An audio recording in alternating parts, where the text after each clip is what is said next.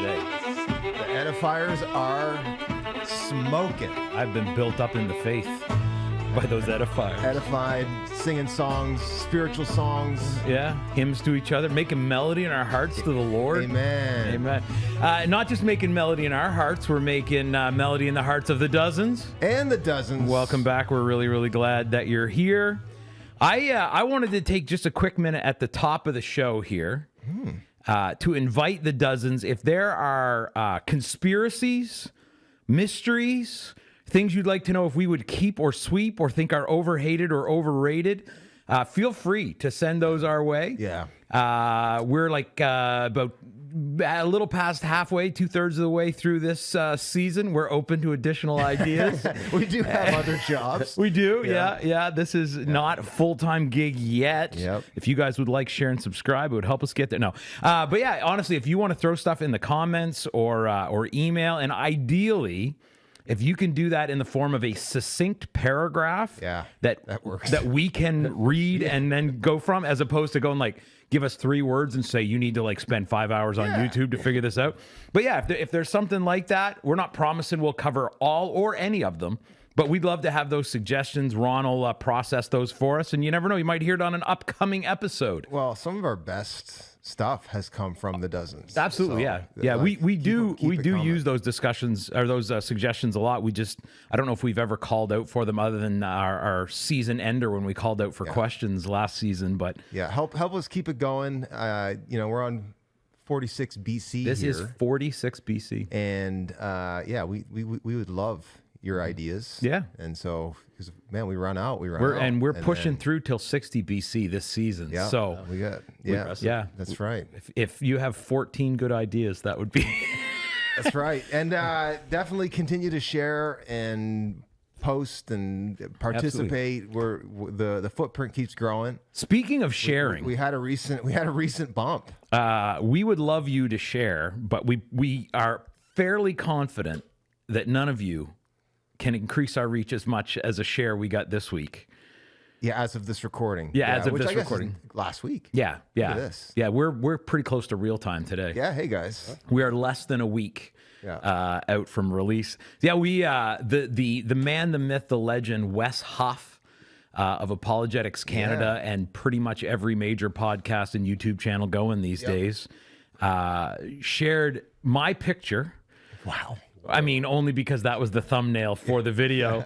I walked around, but it was actually talking about Ben McDonald, who was on that last episode. Yep. Yeah. Ben works with Wes at Apologetics Canada, and so that was yesterday morning. Maybe he shared that, and by late afternoon, I think Shay said it had 19,000 views. It took us into a new arena. But hey, if you wanna crank up the number of views we get 6 views. by dozens, absolutely. Can you get us 12? Can you get us 14? Absolutely. Yeah. Well, next stop for us, the Joe Rogan experience. There we go. Joe's going to be calling. It's only a matter of time. Yeah.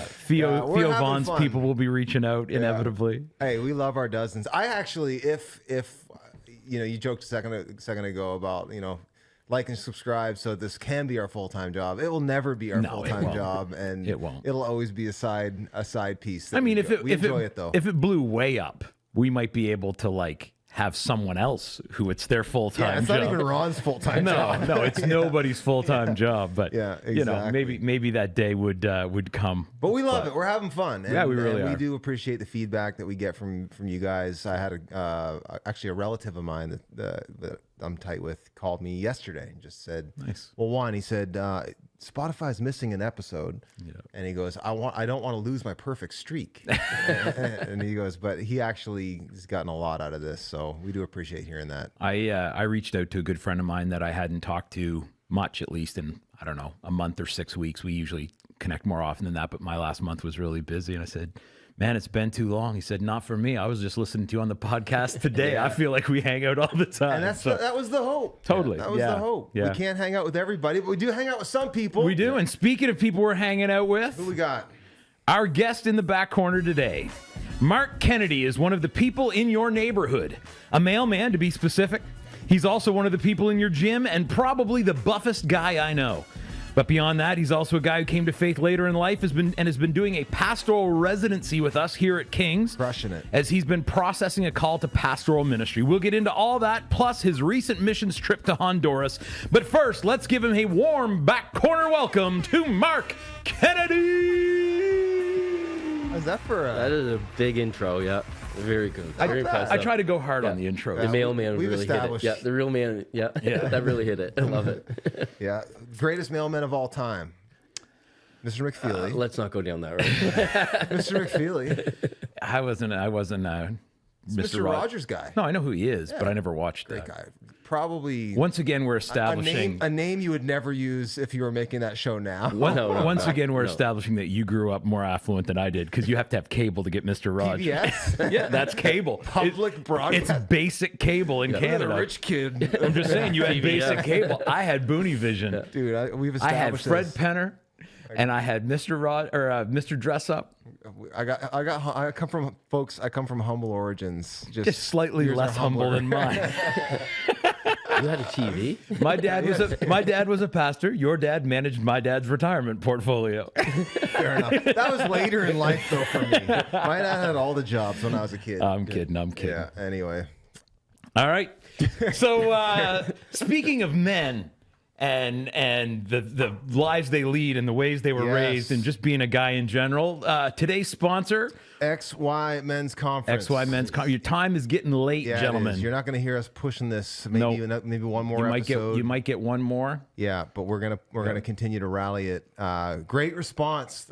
We're registrations are ahead of where they were this time last year, and last year we ended up with pretty well 1,200 guys. Yeah.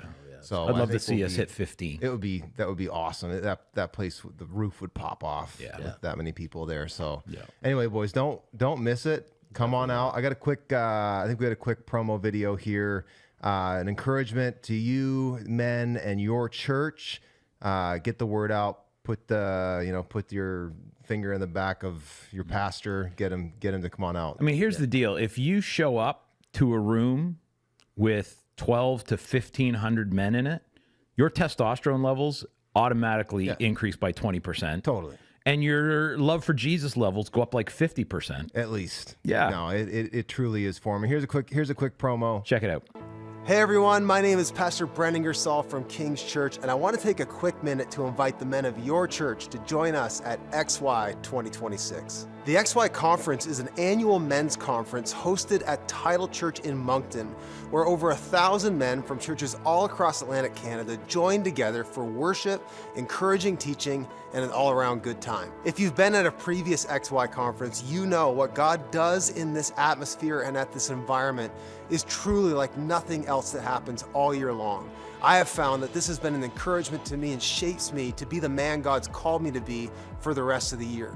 If you've never gone, just ask somebody who's been there before and they will tell you how powerful and potent this gathering really is. This year, we're so blessed to have Pastor Ed Newton from San Antonio, Texas Community Bible Church coming to teach.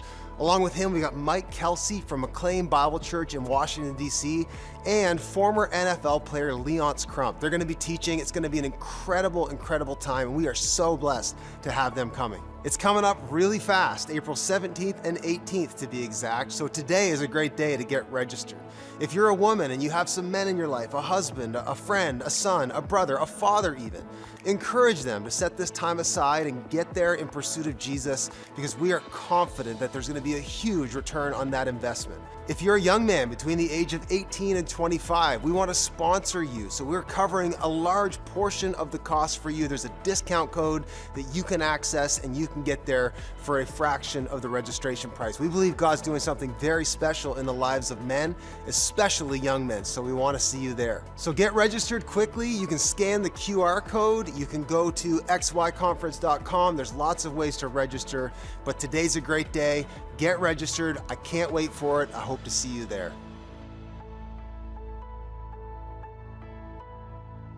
So that's XY Men's Conference 2026. It's going to be a good time. It is going to be I'm going to be absolutely there. awesome. Brent's going to be there. Mark's going to be there. definitely gonna be Ron, there. you going to be there? Ron's going to be there. Everyone's going to Ron be is there. contractually obligated to be there. If you want to be one of the cool kids or you just love Jesus, Yeah. Or you just need a weekend away with the boys. We're Make doing it happen. We're doing it because we believe in it, though, right? Absolutely. Like it's like this is not something we don't have to do. This is something we get to do, and it's like pound for pound. I don't know of anything we do that has more impact on the church, our church, or the churches of the men that go, families. It's just. I don't know. Well, that's the right word too, is impact. Like, it is fun and we do some stupid stuff and it is like we grunt and snort a little bit, but genuinely, like the way it will enrich you and deepen you spiritually is the thing. Yeah. And so if you like all the fun, stupid stuff, do that too. But if you're just like, I just want to learn more about Jesus, like, well, I think that's going to happen. That's why it's so potent, is like we realize, all these men that go there, it's a sacrifice. You're taking a weekend. Men are busy as it is. Most of us have families and kids and careers and all that. It's not convenient. I think God like honors that. For sure. I think he just shows up in a special way because guys did something special. Yeah. And just the return on it's huge. God always honors that kind of sacrifice. Yeah. That sacrifice, like he's like, all right, I'm coming. Yeah. So come on out, boys. Don't miss it. Definitely. If you're on the fence, this is an official push. There you go. Definitely moves the needle in your life for sure. Yeah. No question. Yeah, no question. Well, let's fire up the teletype machine. Ron, what are you researching today? Well, since we have some very buff guys in the back corner Three today, of I them. want to, yes, 3 of them, yes.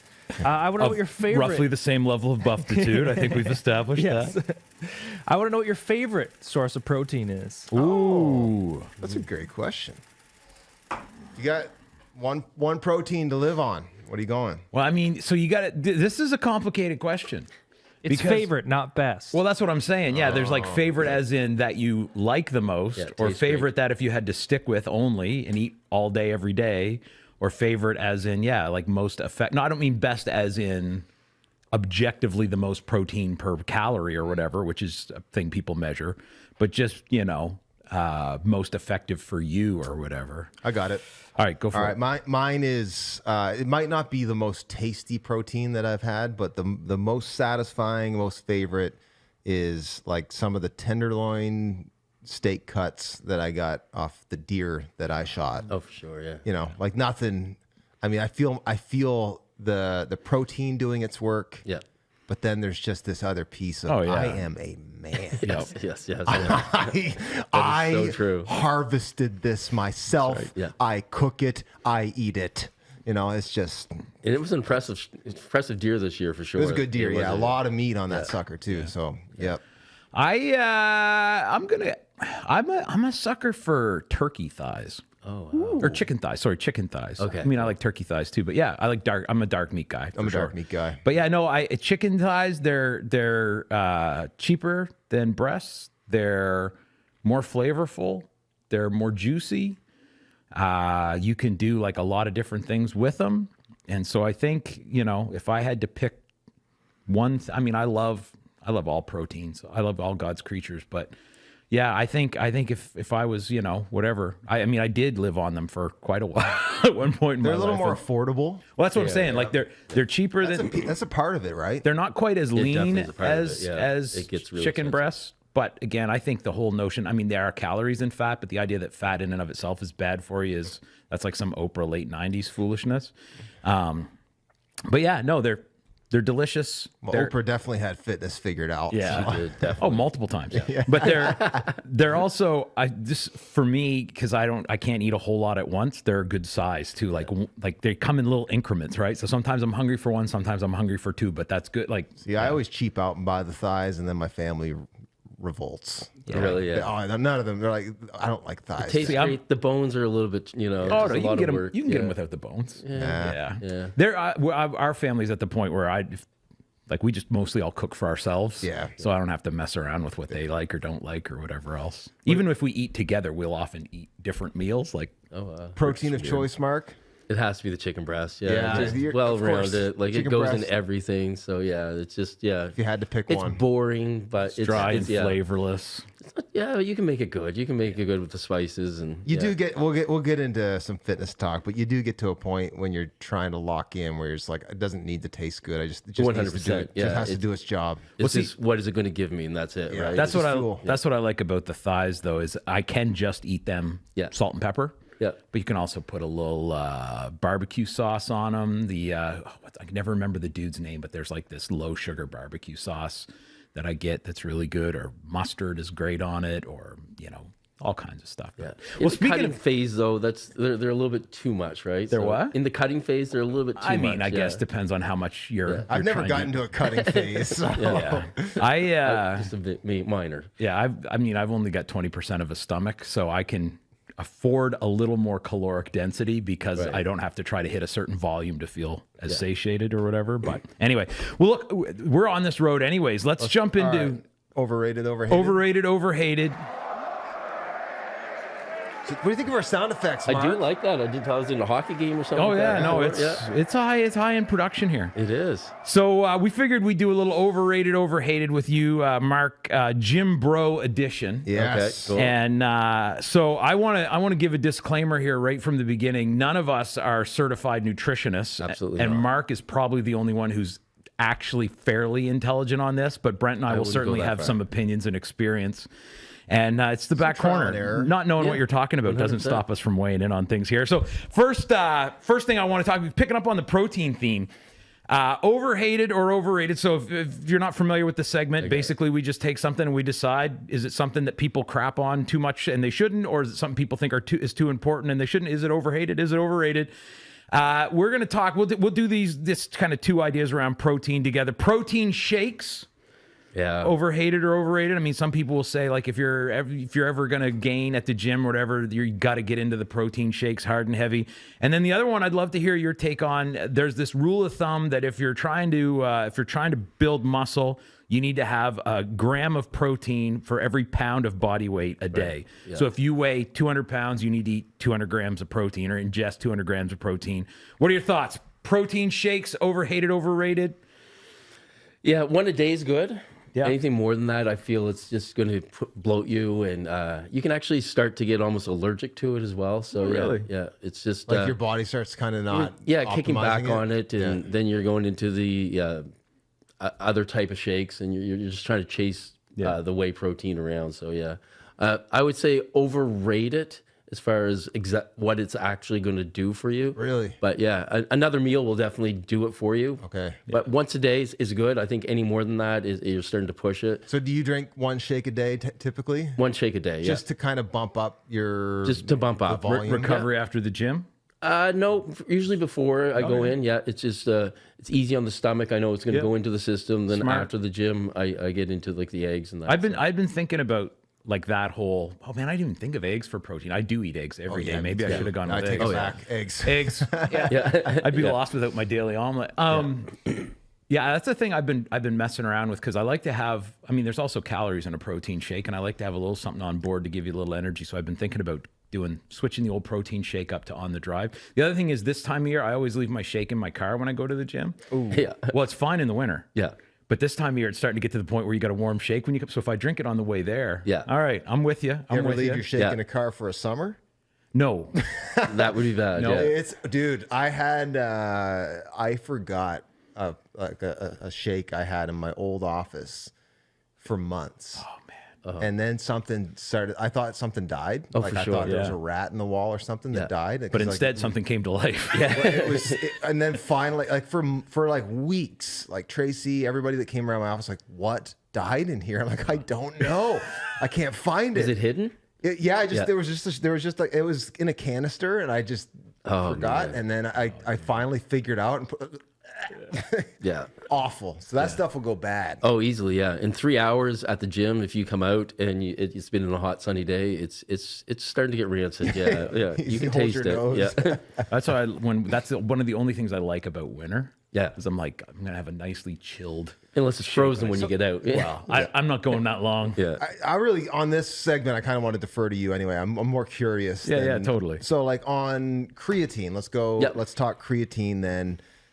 It's kind of the hot supplement right now. Yeah. I mean, it's been Most around forever, research. but there is Yeah. a big like resurgence Yeah, right now, you're and everyone's hearing talking about it. specifically like The algorithms are all about it. and talking a lot, not just about what it does In honor of that, actually. There's a lot of there stuff. we go. You got some in there. That's the creatine right there. So The creatine, and grape is it Kool-Aid, too much baby. hype right now? Is it not enough? What's your take No, on creatine? I would say if you're going to put your money into anything, that would be your best bet. Really? Yeah, it's the most researched product out there. So it's I think if it's 20% of men, it won't affect at all.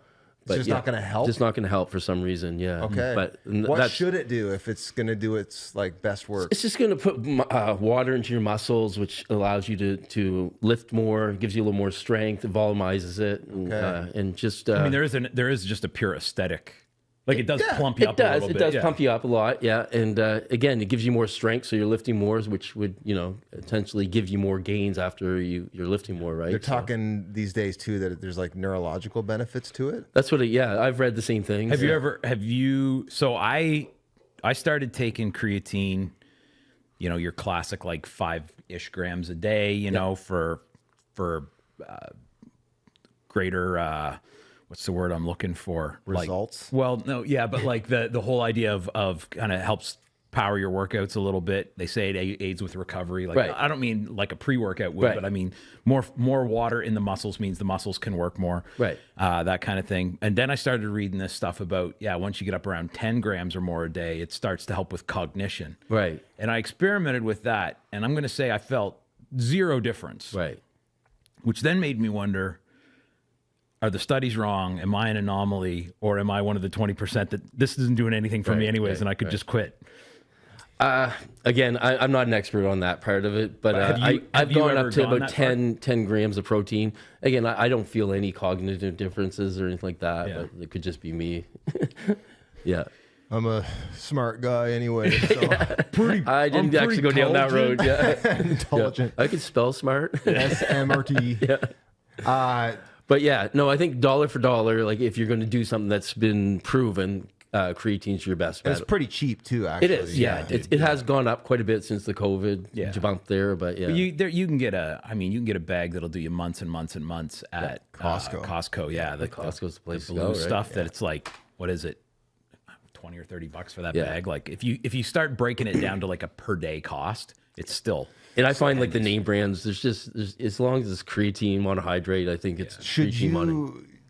I have seen stuff where it says, once you get up to a certain point, there's no more benefit. Like you can overload it. How much typically are you pounding back? I'm just taking 10 grams usually around that a day, and I really don't take the cycling on and off. I just kind of stay on it and go. Yeah. Cool. By this point, is it doing something, not doing something? I really couldn't tell you, right? Yeah. It's just It's just part of life now. Yeah, There are just- times it's cheap. I've been tempted to like, I'm going to go off for a while Yeah. and just see, like, do I notice a dip? Yeah. But I've like been off this. it for 27 weeks now since I hurt my arm there. Oh, there so, you yeah, go. Yeah, so Couple more. no wonder it took your arm so long to butt. You should have been just rubbing the old creatine right in on the skin, bro. yeah. Cardio for weight loss. Negative. Overrated, overhated. Overrated, yeah, definitely. Really? Yeah, for me, anyways. Everybody's body is different, so for me, the cardio has never been a major part of my workout. Yeah. and that could just be laziness too. But you also I don't enjoy it. but do walk a lot. I do walk a lot, yes, but not a high pace Right. or like so the sweat's just pouring out of you. I find that you're just killing the calories that you put into your body. So Right. yeah, you're burning off kind of what you've just paid for. So right? if somebody just showed up to you and said, "Okay, what can I do to lose some pounds?" What a advice good would you solid give them? weightlifting program, and not to get bulky or anything like Yeah. that. Women's, men, doesn't matter. I find that the weight, like you can go into the gym and see people on the treadmill, and when they start, they lose whatever the percentage, just Yeah. like maybe 10%, and they just seem to sit there on their treadmill day after day and just running, walking, elliptical, whatever they're doing. It It's just not doesn't seem to changing do anything. anything. Then they come over to the gym side, and then you start to see body transformation. So the idea being, like, if you're lifting weights, it's drawing a lot more energy. Like, yeah, your muscles will actually, more muscle you have, the more muscle or More energy will actually start to burn even while you're resting, right? Right. So, which is fat. That's like you can. I don't know how that it's 100% scientifically accurate, but a lot of like smartwatches and stuff today will measure how many calories you're burning in a workout. Yeah. And I burn more in the workout lifting usually than I do if I do like an hour of lifting burns more than an hour of cardio. Right. But also all that muscle you build has to be fed by your metabolism. Right. For the next 23 hours. Right. Exactly. Whereas the cardio, once your heart rate slows down, you're done, right? So it's kind of on the back side of it, really, where the benefits are happening most. Right. Yeah, it's that And makes this is sense. bro science too, right? Oh It's- yeah, yeah. But we're here for it. yeah, I mean, we it's- might have lost half the dozens, but It's raising your basal metabolic rate, right? Right. Like you're the most, unless you're like doing some obscene like 12-hour day workout, the majority of the calories you burn in a day, you burn just by being alive. Right. Right. Yeah, like 100%. you're not actually adding that many more by working out. I mean, you are, but you know, like I think my watch told me I burned 400 calories in like an hour yesterday at the gym, which is not nothing, but it's not huge. And if you were going to try to work out your way to like, that's how you're going to create a calorie deficit. Right. That's a crap load of working out, right? Yeah. So, I mean, the biggest things you can do are reduce how many calories are going in. Right. But then also increase how many you're burning. Right. But the best way to do that is not an hour at a time. It's to figure out how to make your body burn more calories all the time. Right. Right. And Diet by far is the most important part. And then So- if you can add some muscle bulk, it just takes more energy to and then you feed get the muscle. people that are like, well, I don't want to, get big. Like I'm just looking at like it's very difficult to get big. You're not going to get into the gym and do a little bit of weights and all of a sudden that's your a arms different are popped. conversation. It is, yeah, It's- 100%. It's well, I mean, It doesn't happen by accident. there's a reason that all the like big bodybuilder guys you see are all like jacked out to the teeth on roids. Right. Yeah, for Right. Because sure. it's not like just those guys work out hard, but working out hard. get there. No. you're- There's Yeah. a level that you get to, but Yeah. even in the like to an elite looking No, natural but that's what I'm guy, saying, like, that's not happening naturally. That's a you're- lot of commitment and I've been working out relatively aggressively and very consistently, Yeah. trying to actually build muscle mass for 2 years. Right. And I'm just now starting to see it. yeah, for sure. So like it's not the kind of thing where you're going to go do 4 work, and even that, like that's not just working out, but work like progressive overload and all these things that are designed to build muscle mass. What's more likely going to happen is you'll be more toned. Right. And it takes about 3 years to see like major results. The first year is like, oh, that's kind of cool. The second year you start to see it forming. The third years you start to see hardness and filling out. But, And so it's a long game. there's a learning curve too, right? So it's not again, even if maybe you do 2 or 3 years in, go, actually, I'm looking more jacked than I want to. All right. Yeah. And the chances of that. pull back. Yeah, chances of that actually happen. Said no, but that's what I'm said saying. no one ever. Yeah, but it's not like it's permanent. No, for sure. You know what I Yeah, mean? Like just- if you ease up, you'll soften back up. and you again. go into Felt that cardio and last you lose week, a lot of that. I was like, you know what? I am too jacked. Well, I need to dial shirt it is back. too I'm tight. often just trying to be considerate of the ladies in the church who have to watch me preach up there, and I don't want to be distracting them. Yeah. So one more question on overhead. Cue it up. Yeah, well, so here's this is always a big thing. Like when you get into gym stuff, there's the big 3 movements, right? There's the bench press, the squat, and the deadlift. And the bench press is relatively whatever, but most people will get into some version of pressing, but squats and deadlifts, they're 2 of the big ones. Do you think, and it's kind of, there's almost this like culture of like, if you don't squat and you don't deadlift, you're not really working out, like you're just an amateur or whatever. Right. Do you think squats and deadlifts are really that important?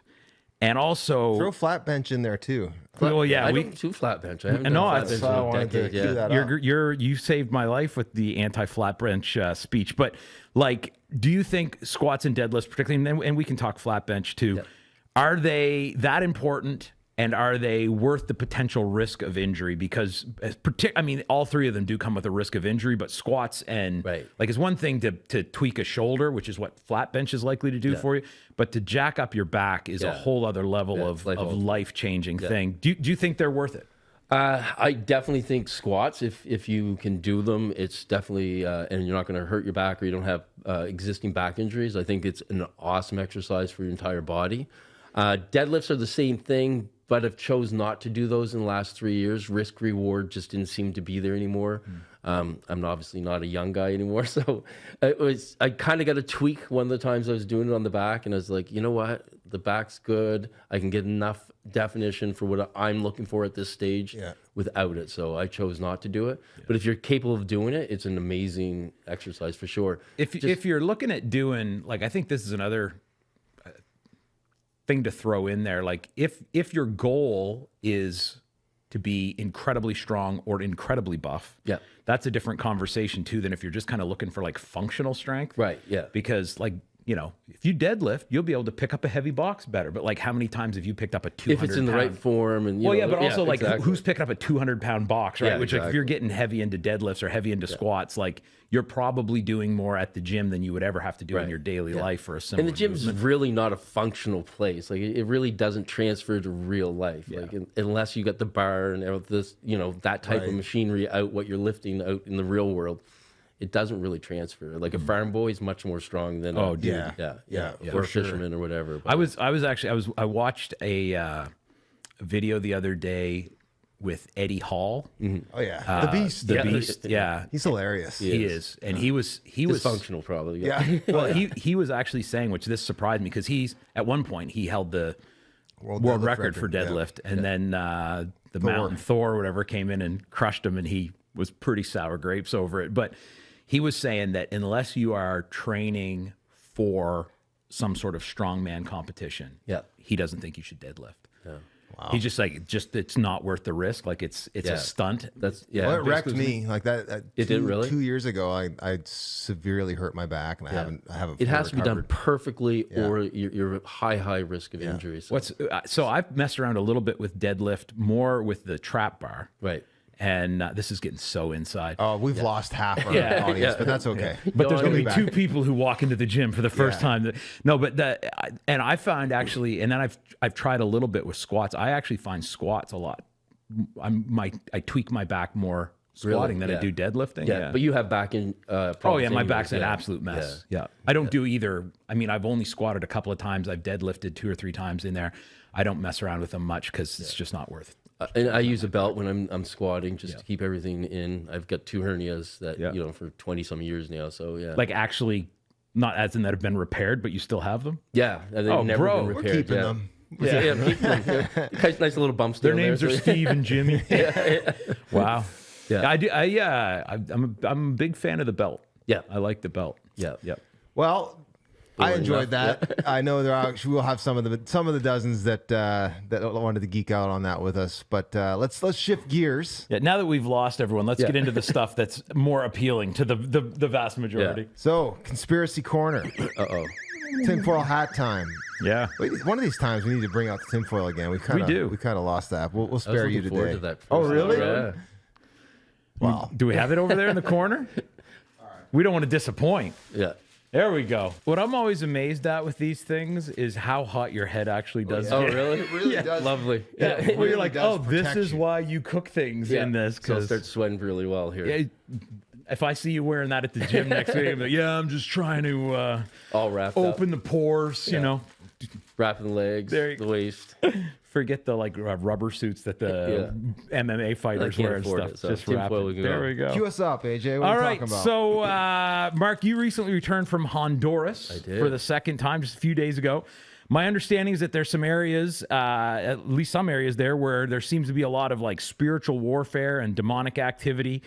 Have you seen anything kind of crazy while you were there? Definitely have seen some crazy stuff. Regale us with a few tales. So I seen somebody be prayed over and then demons actually manifest, which was pretty...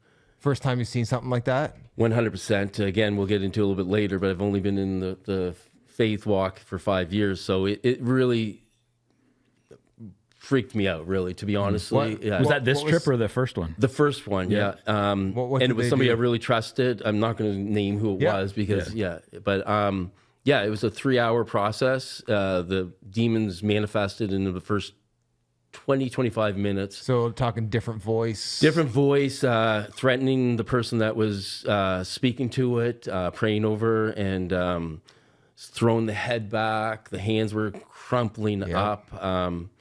It was intense. It was like Stephen King type. It gets real fast. Real fast. And I mean, I knew demons existed, and you can't have God without demons. And yeah, sure. but not to that level, right? I thought that was TV stuff or maybe stuff that happens that, in the bottom of a church, but this is not something I expected to see there. And it did move us.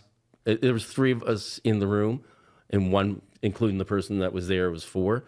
So it was undeniable, and we all saw it, and it was not something we expected or went in thinking about it. To be clear, too, and not giving names or anything, but the person that was receiving deliverance ministry was like a believer and was a believer, definitely, and somebody we trusted, somebody who was on our mission trip with us, and it was something that they had lived with for 40 years and just tormented.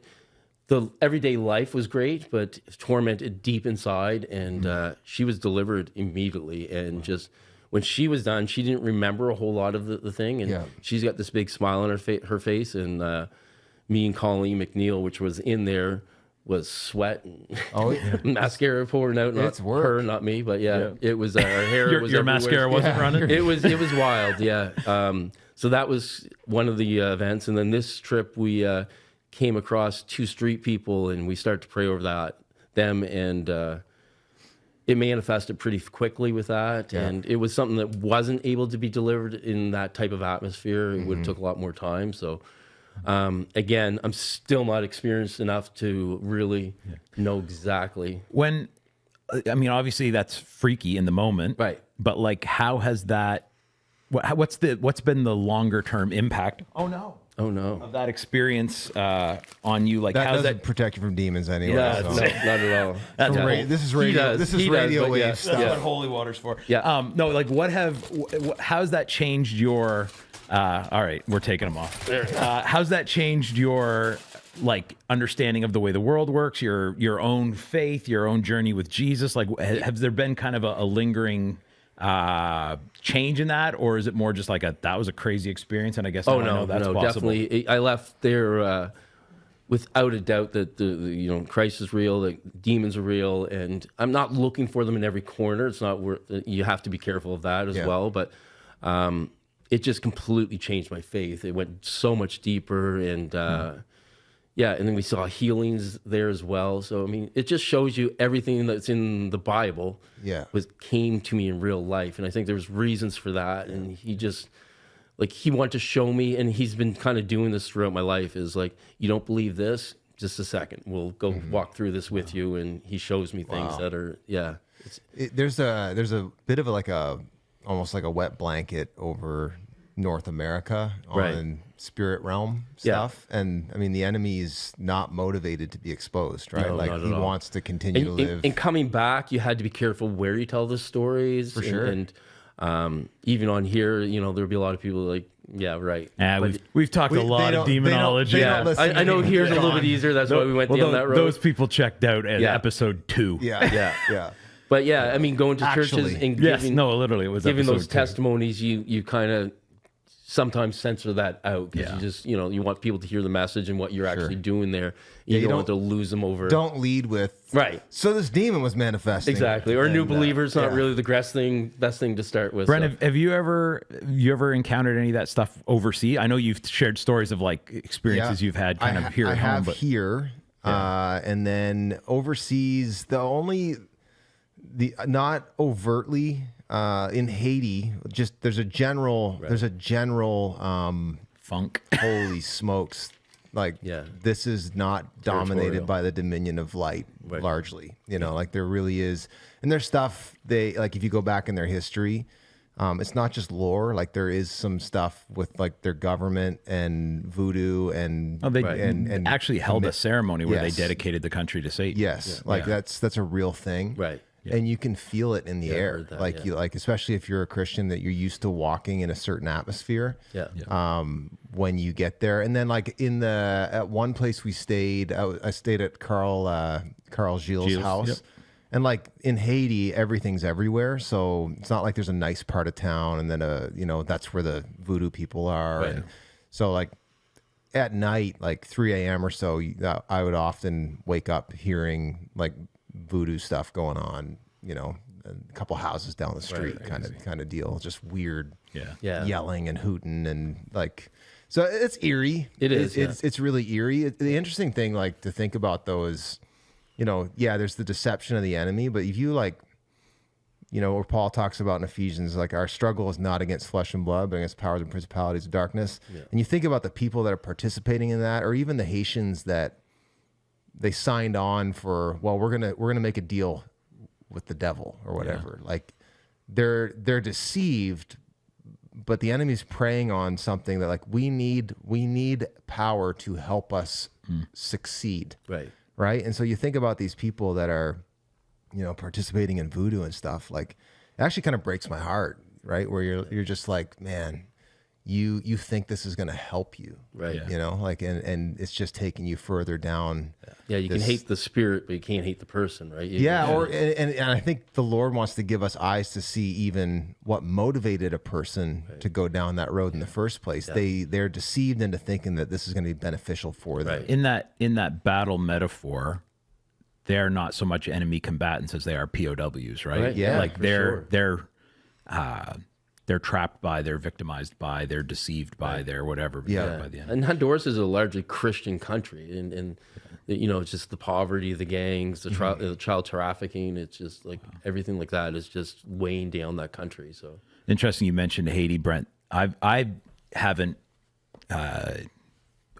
internationally seen much of this stuff. I've seen a few things, you know, here at home, but I went to Haiti quite a few years ago now, and I remember getting to the island of La Gonave, and we're traveling up to where the mission compound is that we're going to be staying, and there's goats everywhere, like just free range goats, and there's this graveyard, and the way they do graveyards there, it's not like we do them here where people are buried below ground and there's a little tombstone. There's like it looks like a little mini house, like made out of stone or concrete or whatever, but you know, it'd be 3 or 4 feet by 5 or 6 feet or whatever.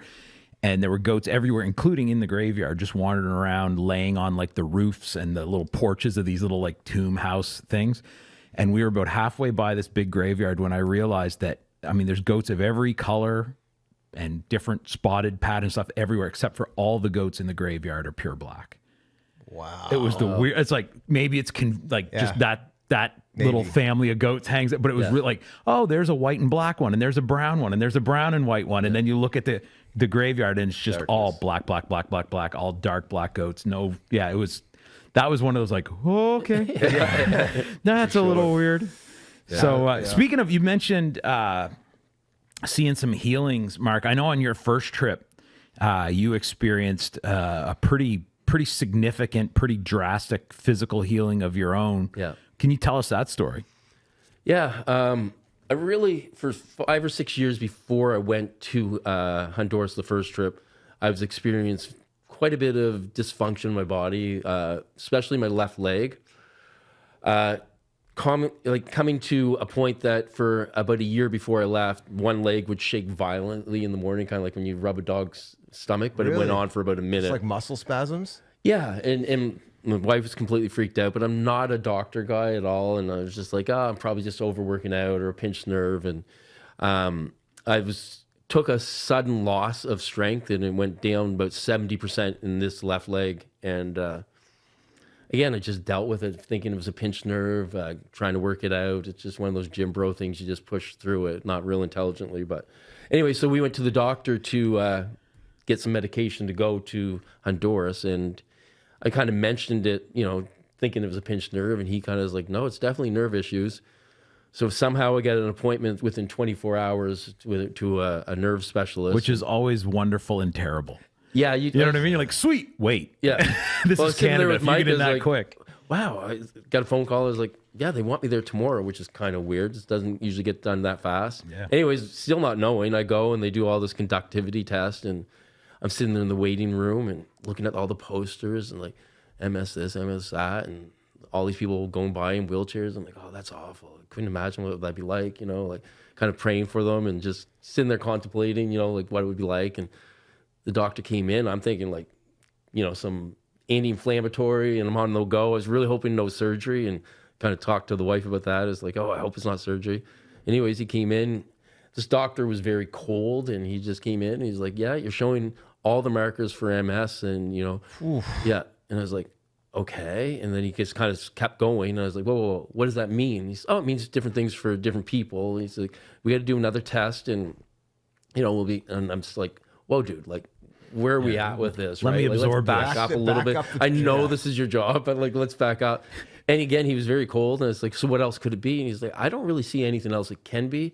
He says, nothing in your leg. We've tested all that. And he said, it has to be in your spine or your brain. And it's all the markers are there for MS. So anyways, this is 2 weeks before we go on the trip. We actually went to Florida before we went there. And once one of the people we went with was a pharmacist, and I talked to her about what the possible medications were. And that doesn't really look great, right? So all immune depressants, and that wasn't really where I wanted to go. And then I talked to Mike and Colleen about it, and those were the only 4 people that we kind of talked to about it. And I just kind of came to the point that if this is what God wants, then I've had an amazing life. He gave me a great body to my whole life, and maybe I have to walk through this for other people, so walk through it with strength. Go to Honduras, and Colleen's like, we're seeing praying and healing all around us, and she's like, Mark, why don't you go get prayed? And I'm like, this is kind of not one of those things that can be cured, right? She says, no, you never know. Like, I know, but it's a disease. It's, not just a sore leg or whatever. Anyway, so we went in, got prayed over. I did feel warming in the leg. Yeah. But nothing significant, right? Because it wasn't constant pain. It was more weaknesses and tremblings. And so anyways, as soon as we were done, I got a knock at the door. It's like, guys, we got to go. Truck's leaving. So we got up, ran down the stairs, and I got halfway down the stairs and realized that I was running down the stairs, and I hadn't done the stairs straight. I've been always doing it sideways for a good couple of years anyways, right? Wow. So my wife looks at me, and I look at her, and I'm like, that's weird. And so anyways, we get on the truck, and off we go. Next morning I wake up, there's no trembling in the leg, so that's gone. And I'm like, this is getting weird. This is getting weird. This is getting good. Anyways, later that afternoon, we were at an orphanage and playing soccer. Everybody else was playing soccer. That wasn't something I could do because I couldn't run, right? So that was one of the things that was, I thought I overtrained. Anyways, ball got kicked over to me, and I was like, I wonder. And then I played soccer hard for an hour and a half, an hour 15 minutes anyway. Wow.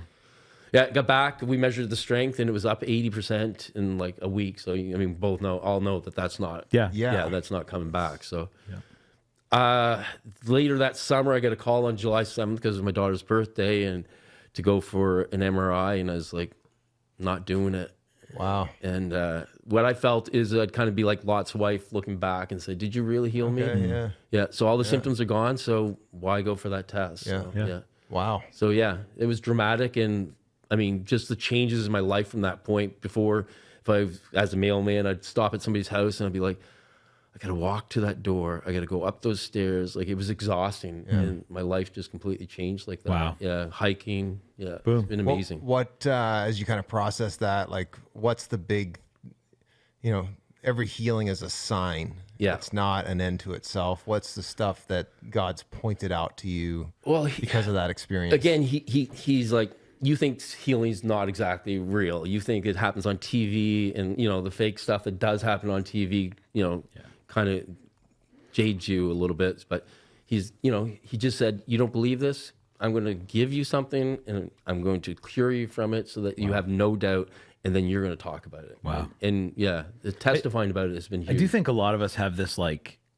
functionally, maybe we wouldn't say it on like a test order, but functionally we kind of go like, I can believe in that God helps you get better from things you normally get better from faster than you would normally get. You know what I mean? 100%. Like, I had a cold, but it only lasted for a day because I had a thing to do, or I sprained my ankle, but after a week it was doing pretty good, or you know what I mean? Yeah. Which he does that. Totally. Does. Yeah. That's not this was dramatic, but a lot of us, like, that's kind of the lid for us, right? Yeah. Versus like, no, this is like all signs indicate a terminal degenerative. Yeah. There is no medical cure thing. But again, a lot of Christians don't want to hear that, right? And they're not interested in that. And they're like, well, why would you get healed? And, so-and-so did. They have faith, and, probably more faith than you. And, like, you get this whole argument. It's like, I can't tell you why God did something. And I do believe it was so I would go out and testify. Like, one of my giftings is going out and talking to people. And it does. God, both healing and not healing, keeps a level of off balanceness or like humility Right. Yep. in people where like if God just always healed, we might be duped into thinking that we have a level of control over Right. him that we don't. And if he never did, then maybe he's not active. Yeah. But I do think a lot of people form their theology on healing based on their own experience and usually disappointment a Right. lot of the time. Like God can't do it for them or for me because he didn't do it over here. Right. And I'm grateful for stories like this that do keep Right. just like the Lord just not letting that door close, No. you know? And we got to be careful that it's not the person that's doing the praying. It's not him. I mean, Yeah, maybe for he has a sure. gift that has been given that Christ is working through him, but it is Christ, and we got to be careful not to glorify the person. Yeah, it's the Jesus healer. is the healer. Right, 100%. Yeah. I think, I mean, we do see examples in Scripture where just sheerly out of compassion, it seems like Jesus heals someone, but I think the more helpful kind of general filter is the one you mentioned, Brent, of like the sign. Like it's not primarily so you will no longer have that sickness. It's a statement he's making about who he is or Right, what he glorifies the name. right, like what he can do or how real he is or whatever else, right? And Well, they're all temporary, right? Like all these healings, if he heals this body, Right. at best, he's putting a patch on the tire of a bike that's going to be it's- going to be replaced. Right, exactly, Like 100%, yeah. So none of it's permanent. They're all temporary at best. So there's got to be a bigger purpose to it. If he's just gonna- shift in timelines. Yeah. yeah, totally. Yeah. Yeah, it's a huge. I don't know what's the word. Like it is a humbling thing to have to wrestle through. Yeah. With God healing, because there, especially when you get out of North America, there are undeniable, like not just my cold got better, like an arm grew, Yeah. or like there are Yeah, like and we see, especially verifiable the first trip. Yeah. claims of resurrection and stuff like seriously crazy stuff that has been verified. And what do you do with that? It's We asked the guy that was praying over us, who does it a lot, why, and he just said, "You guys in North America aren't dependent enough on Christ. Like you guys go to Google, and if the Google doesn't work, then you go to the doctor. Then if the doctor's not working, you get the medication, and if the medication's not working, you pray that the doctor will find the the doctor will find the right area. At the very end, we might go to Christ, and they go immediately." Go to Christ, right? And it's just they're more reliant on him, and we're just less reliant. We're more reliant on ourselves. I find too, like I haven't done a deep study on this, and of course, there's lots of stuff in Scripture that the statements are just like, and Jesus healed a bunch of people, doesn't tell you much, right? Right. Yeah. But it does seem a lot of times the ones where we get more detail, it is the people who, like that was their only option, and I sometimes wonder too if the reason maybe God's more likely to heal a broken leg on the backside of some random kind of, they don't have a doctor that can put it in a cast for them. They don't have, you know what I mean? Like that, I think of like the woman with the issue of blood, right? Like she tried everything else and then she came to Jesus. Or Lazarus, right? Like he was dead. Like they didn't have a cure for deadness back then, right? Like, and so, or nor now. No, pardon? Or now. No, yes, Cure that's for true. deadness. It is that and the common cold we still haven't solved. But like even when you look at like the guy who was blind, like you see a bunch of blind guys, like it's never like he had pink eye and it would clear up on its own with time. Or it was He's blind. No. yeah, it was stuff that was like there was no other intervention Undeniable. available for it. And I do think sometimes God likes to step in when we've exhausted all the other options, just because that proves it's him, right? Like so we can't boast. right. Yeah, and I love that story of the man born blind, where it's in John, and like the Pharisees bring him in and try to like grill him and get like clear details, and he's like, I can't tell you. Look, I was blind. Now I see. I love that. Yeah. I don't know what else you want me to say. Like, it's so raw and so it is. human. Yeah. And oh man, I love that. I love the So picture do of them go like, what did he look like? It's like, dude, it was my first 4 minutes seeing. Yeah. I don't know. Yeah, It was all still kind of blurry there. I was just like, oh, that's what He was the best faces looking are. guy I ever saw. the guy's got an attitude too, though. He's like, yeah. what? Do you want to be his followers too? Yeah. Like, he's Well, right back at the Pharisees. John does that. I mean, there's the earlier story too of the guy at the pool of Bethesda, right? Yeah. And that guy's like, look, the guy who healed me told me Yeah. pick up, like, they're like, you can't carry your mat. He's like, I don't know what to tell you guys. Like, this guy zapped me. Now I'm walking. Yeah. What do you want me to That's do? the thing, though, is like Jesus just is breaking all the rules and the categories, right? I think that's part of the whole thing. It's just like it's glorifying him. Yeah, I do think compassion is part of it, but that's a tough one to build a theology around, because, like, does that mean God doesn't have compassion on the one that doesn't? Totally. Right? So I do think all of it at the end of the day is to reveal Christ, like in his authority and his supremacy. And You get those stories where, he goes into a town and heals a whole bunch of people. But even back to that one at the pool of Bethesda, like, there were tons of people gathered there trying to get into that pool. Yeah. And Jesus just eyeballs one guy, right? And goes, it's going to be you today.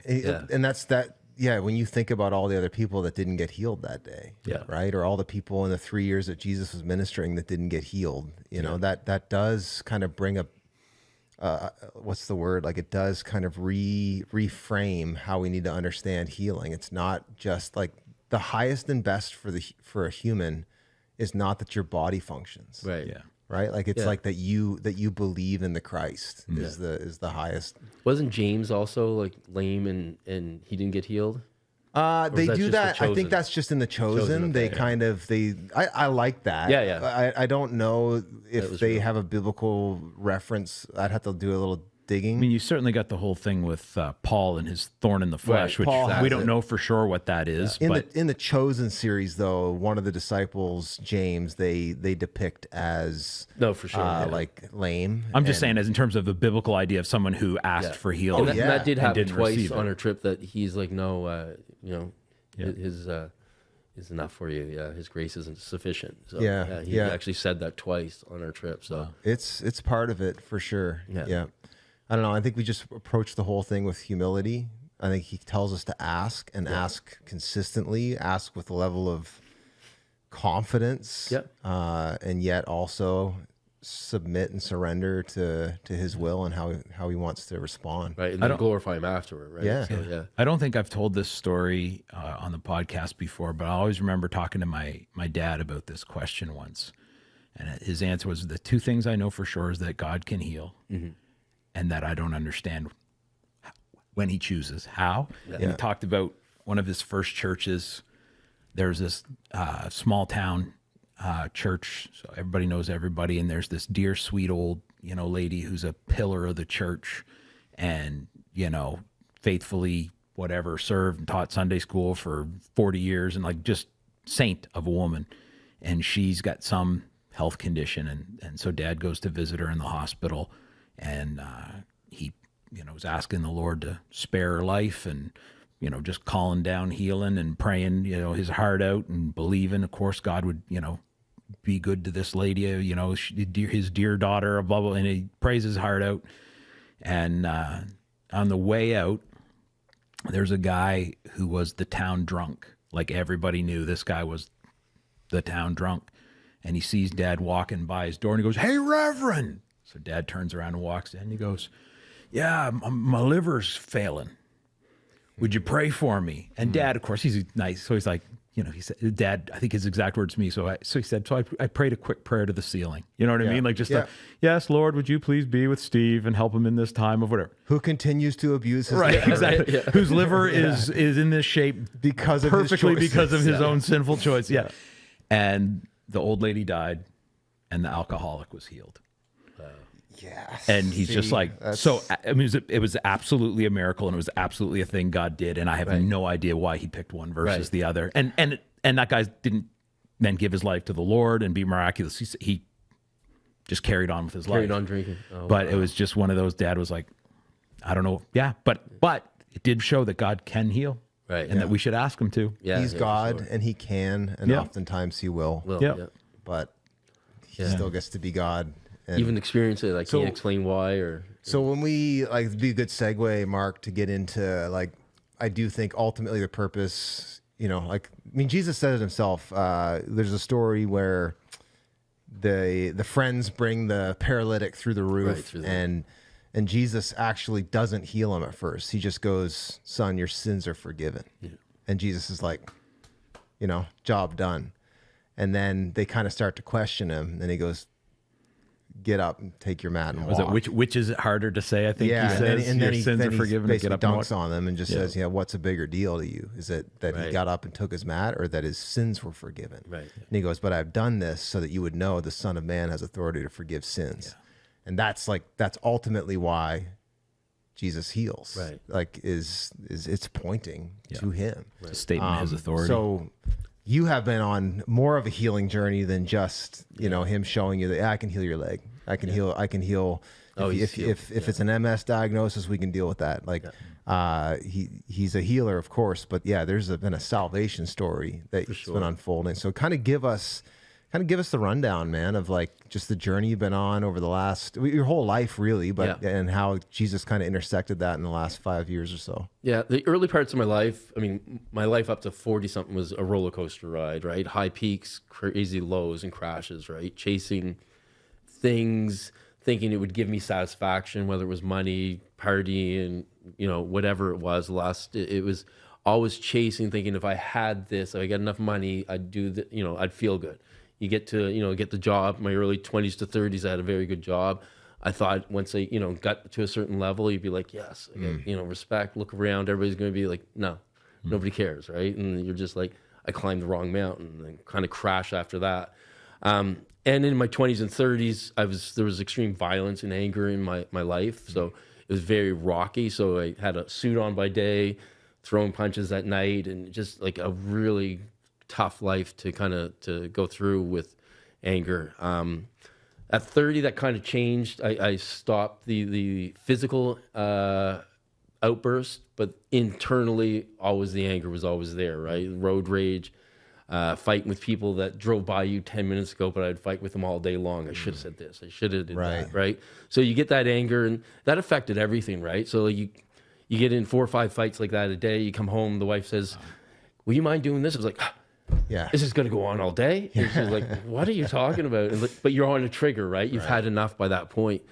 So a year before I came to Christ and Christ saved me, I stopped drinking. And that drinking was a big part of my life. I kind of grew up. If you were doing something, you had a beer. If you're playing sports, you had beer. Like if somebody came over, you had beers for them. And that wasn't out of any kind of like Christian conviction. It was more like, this is just a wise decision. It was more or less working out. That really was just affecting the working out. And I was talking to my dad, and he's just like, I was telling about, every weekend I get to just about where I want to be, and then the alcohol kind of ruins it. Said, well, that's why we work out. It's not like you can quit drinking. I was like, why can't I quit drinking? So, anyways, that was the end. That was the last day I ever drank. You probably saw physical benefits after that. 100%, too, right? Back to bro science. 100%, and you start to see what it was really doing, like how you really didn't feel great in the morning. You thought you did, but so you've seen all that, and that whole year went by. Got in really good shape, back to where I was in my 20s and 30s, and we're How old are you at this point in the story? 45-ish, probably 44. It goes one whole year. And March comes along, and we're going on vacations, ideal life from the outside, beautiful wife. We're actually empty nesters at that point, and life should be great. I was really, really hitting a low at that point, and I had to talk with my wife, and I just said, if this is life, it sucks. I really don't like my life. And what that means to, a wife is I can't even imagine. And but I just was at that point that I just didn't even know what I wanted. I didn't say divorce, but I did not say it. And I just didn't even know if life was going to be possible past that, right? She was a Christian, but like a very, Sunday, some couple Sundays, maybe a couple Sundays a year, and pray when things went wrong. Right. But had faith, but just didn't exercise it, right? So she prayed for the next month or so, and Easter came along, and she's like, I'd really like to go to church. And she goes, you can come with me, or you can get my mom to come. Kind of waited, and I was like, this service is going to be 20 minutes. I can handle that. And had no faith whatsoever. Yeah, Penfield. 20, it's actually 20 minutes? 20 minutes, 20 minutes flat. Wow. Yeah.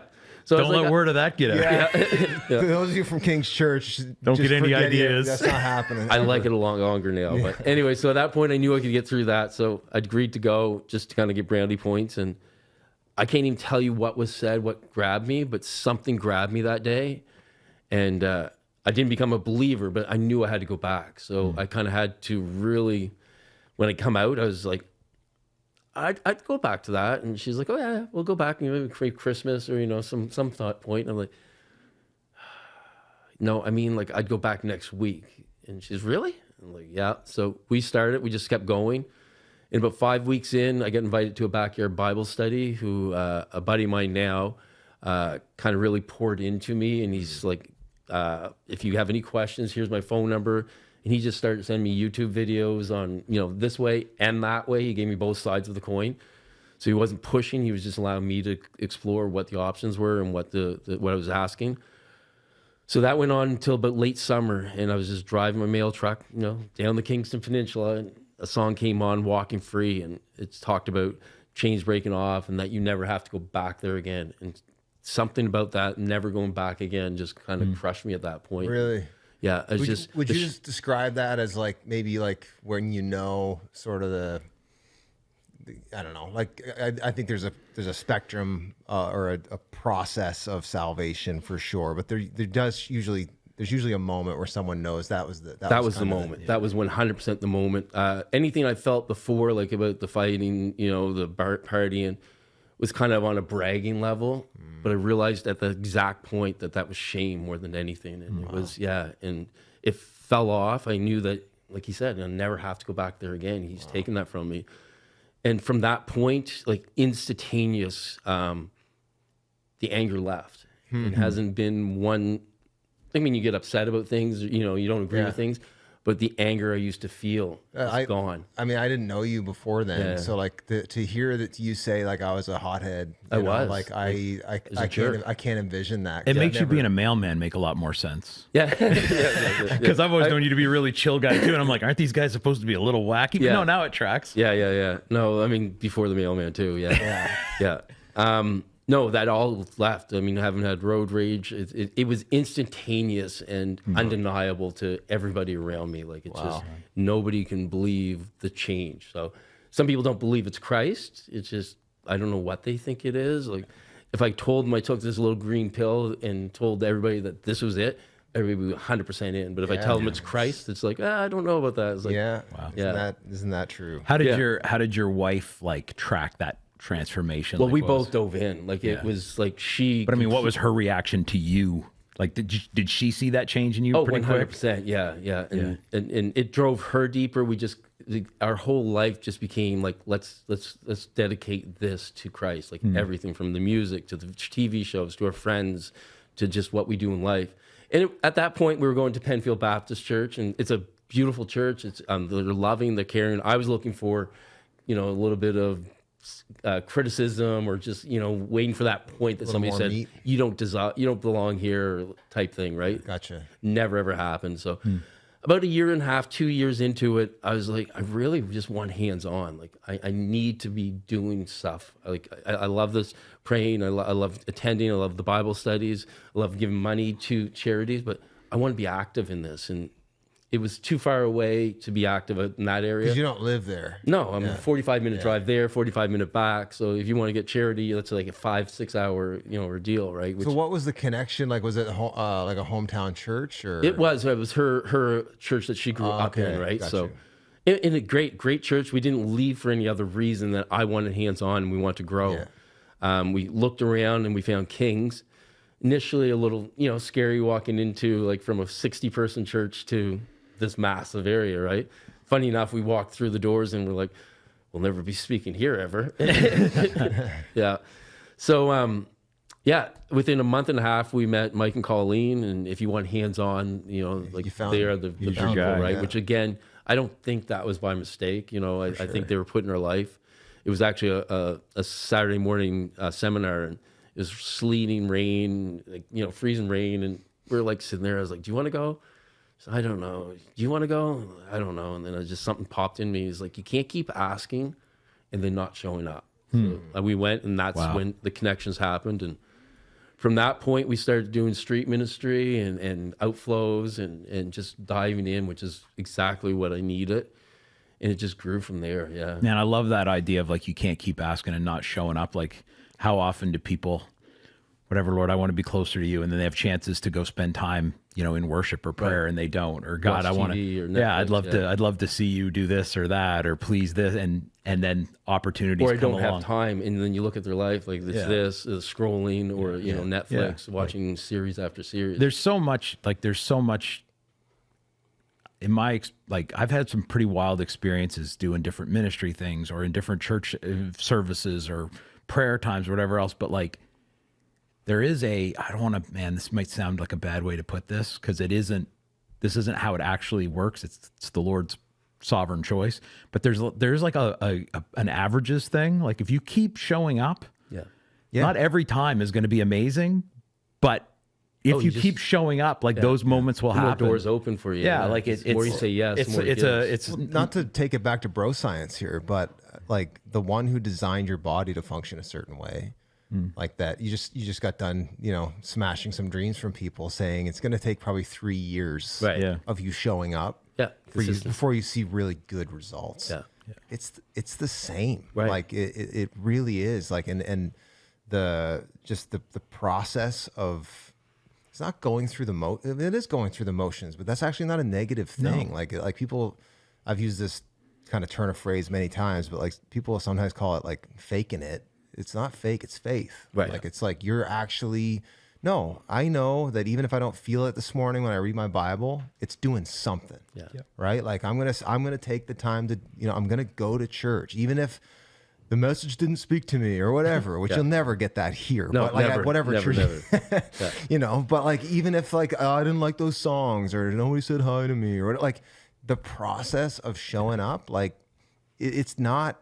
I do think there are those times in your life, like where you talk, Mark, about like I had that moment, driving down the road and just the Lord hit me. Like I do think there are times in our lives where God will do some special zap. Yeah. Those are beautiful times, but most of the time it's the slow, like day in, day out, just like it is devotion. It is discipline like that. That's actually, I had the same conversation I had with my buddy just yesterday, like talking about, how can I like make sure that I'm in a time where just the Spirit of God, I feel close to God and I'm hearing Him in the Word, and like man, I wish I could keep that on all the time too. But I have found that those times come, and then you go into times where you're going through the motions out of faithfulness and expectation. And actually, I've learned at this point in my life, I think God's more pleased by what we do in those times than He is with what we do in the times where we're riding high. Right. Because that's where faith is, and that's where the roots get stretched, and that's where like He's setting you up to experience Him in a new way down the road. But like it's the day in, day out grind, honestly, of following Him. Wesley would talk about this idea of things being a means of grace, like ways that we receive grace, like reading our Bible and praying and the sacraments and worship and hearing the Word preached and all that kind of stuff. And I think that's one of those, like, if you understand that concept to be a means of an intense religious feeling, you'll be very disappointed. Yes. Yeah. But back to the gym, like every now and again I'll walk out and I'll go like, I did not enjoy that workout. Yeah. That workout did not feel good. But here's the thing, it still counts. It did something. Yeah, that's right. Like it doesn't, my feeling doesn't dictate what it did. Right. Yeah. And then sometimes a week and a half later, I'll be, setting new PRs or whatever. great. And I wouldn't have though, that's if, right. if it wasn't for the crappy workout 4 days ago or a week or two ago, whatever, I right? literally just said to a guy yesterday at the gym, I was in there for 20 minutes, and then like my workout got hijacked because someone wanted to talk to me, and that happens a lot. But I said, I got to head out now. It's like, you didn't get much of a workout in. I said, I came in to check off my key card, it's like, I just want I need to know that I did the thing, even if it wasn't good. The first year I was in Christianity, I was seeing you at the gym. Yeah, I remember. Yeah, and you said like, "This is great, but you got to come see me in a couple of years and just keep, Right. I forgot I remember us like chatting earlier. Yeah, you're but just like, you're on a high right now, but that that's can right. leave. You have to push through it, and you come see me in a couple of years. I gave and you let the me know. talk to me in You 2 did. years. Yeah, you did. Yeah. And it stuck with me. The other like gym parallel that I see there too is some days you don't feel like going in, and you go, and it's actually awesome. Yes. Like yesterday was one of those, just a duty day for me. Like, all right, this is what's on the schedule. This is the next, and walked in not feeling particularly great or strong or energetic or whatever.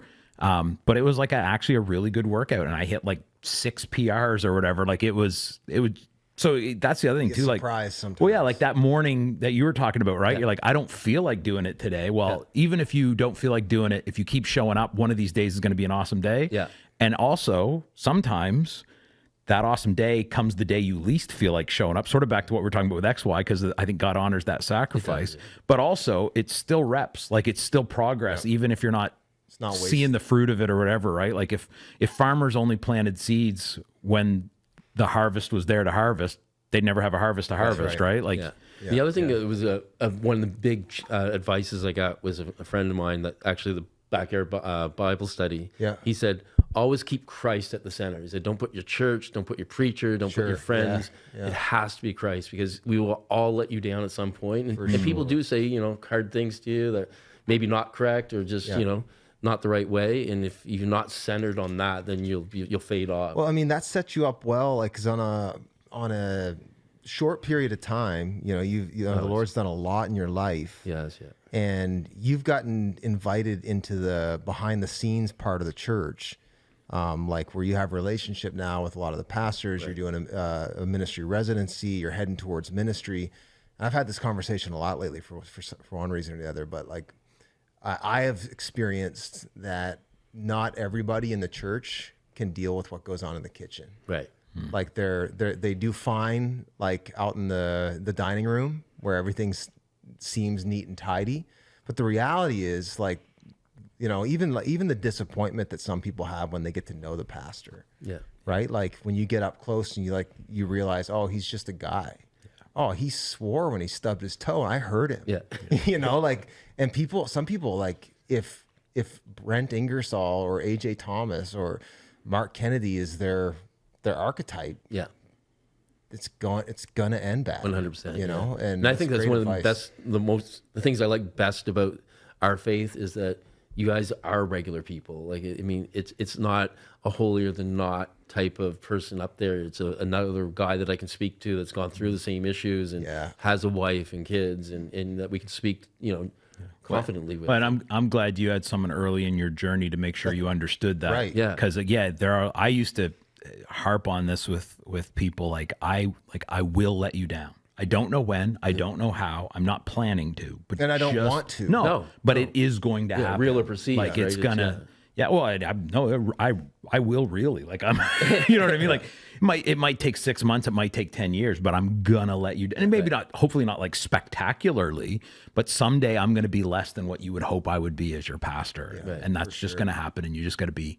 like, and if I was being, feeling frisky, I might say, and you're going to be less than I would hope you would be as a part, as a member of the church, or as a part, like, we're going to let each other down. Like there's a reason we have to learn to practice forgiveness, because we always are eventually going to let each other down. That's good advice. Yeah. So you're getting involved in the church. Like, take us kind of up on the next kind of leg of the journey. Yeah. So the being involved in the church and getting out and doing the ministry just started to grow something in me, and it created a yearning for more and more and more. And I didn't know what it was, but people around me started to say, I see something in you. I see a pastoral calling in you. And I was like, I don't really think that you're seeing the right person, right?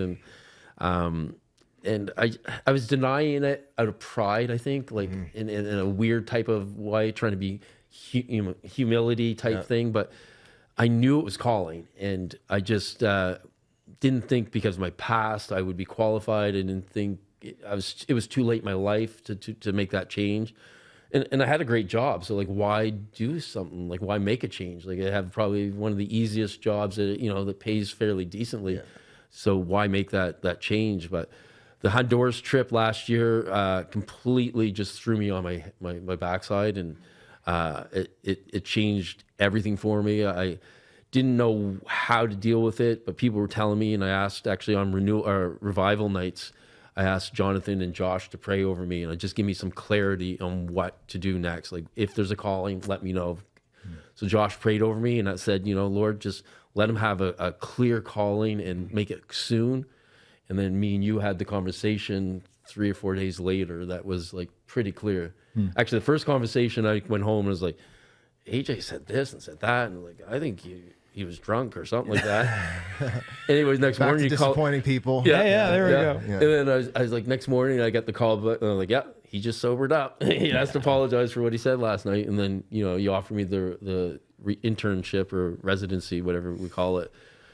So I mean, to me that was a clear indication, right? So yeah, and since then I just continue just to obey, and with me it's because I have such a long life experience. I'm 53. I've gone through tons of stuff, good and bad, and I have leadership. I have drive. I can take all that and try to discern what God wants me to keep and what He wants to redeem in me, right? And what He wants to use. So it's been that juggling and trying not to get every pastor I talk to is let God lead you. Don't try to lead God. Just sit behind and follow what He's doing. So. Yeah, and like pastoral ministry is not the goal, right? No. Like it's being obedient to the call of God on your life, whatever that looks like. Right. Like I do think, God doesn't call everybody to pastoral ministry. I definitely affirm the track that you're on.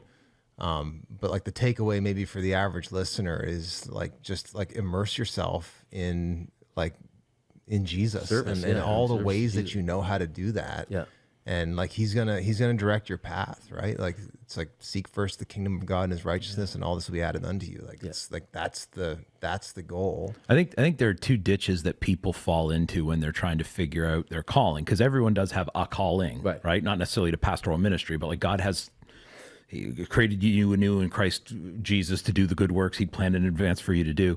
One of them is there are people, I think, who don't have a mental category for God has a purpose for me in this world that isn't pastoral ministry. And I remember when I was a youth pastor years ago, being on top of stand on the roof of the Neil Wysick hostel in Toronto when I had a bunch of teenagers there on a youth trip.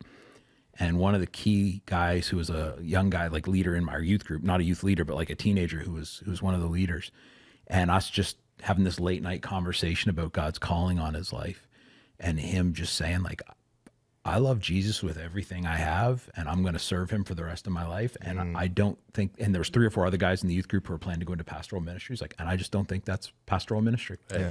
And it was cool to be able to affirm that. Now, ironically, over the course of the next 20 years, up until just a couple of years ago, God actually has now led him into pastoral ministry. Yeah. But that's not, I mean, he was right at the time. Like that's Well, God. if everybody became pastors, Oh, we don't that need, would break the thing. Totally. Pastors are here to actually mobilize people to Right. do the ministry. But so. the other ditch I do think people sometimes fall into, like one is hyper fixating on all ministry is pastoral ministry. I have a calling. It's calling to pastoral ministry. I got to be a pastor or nothing else. And man alive, like Brent, you and I both went to Bible college with people who fell into that. Like, dude, like there is a place for you. Clearly not called to be a There's a pastor. place for Yeah. you in the V of the Canada Geese that are the people of God, but it's not the front position, bro. It's just not like you're going to be flying alone. Can you look at me in the eye while I'm telling you Right, this? exactly. Yeah. But then the other thing I do see is people like, which was more the kind of temptation you faced there, Mark, is they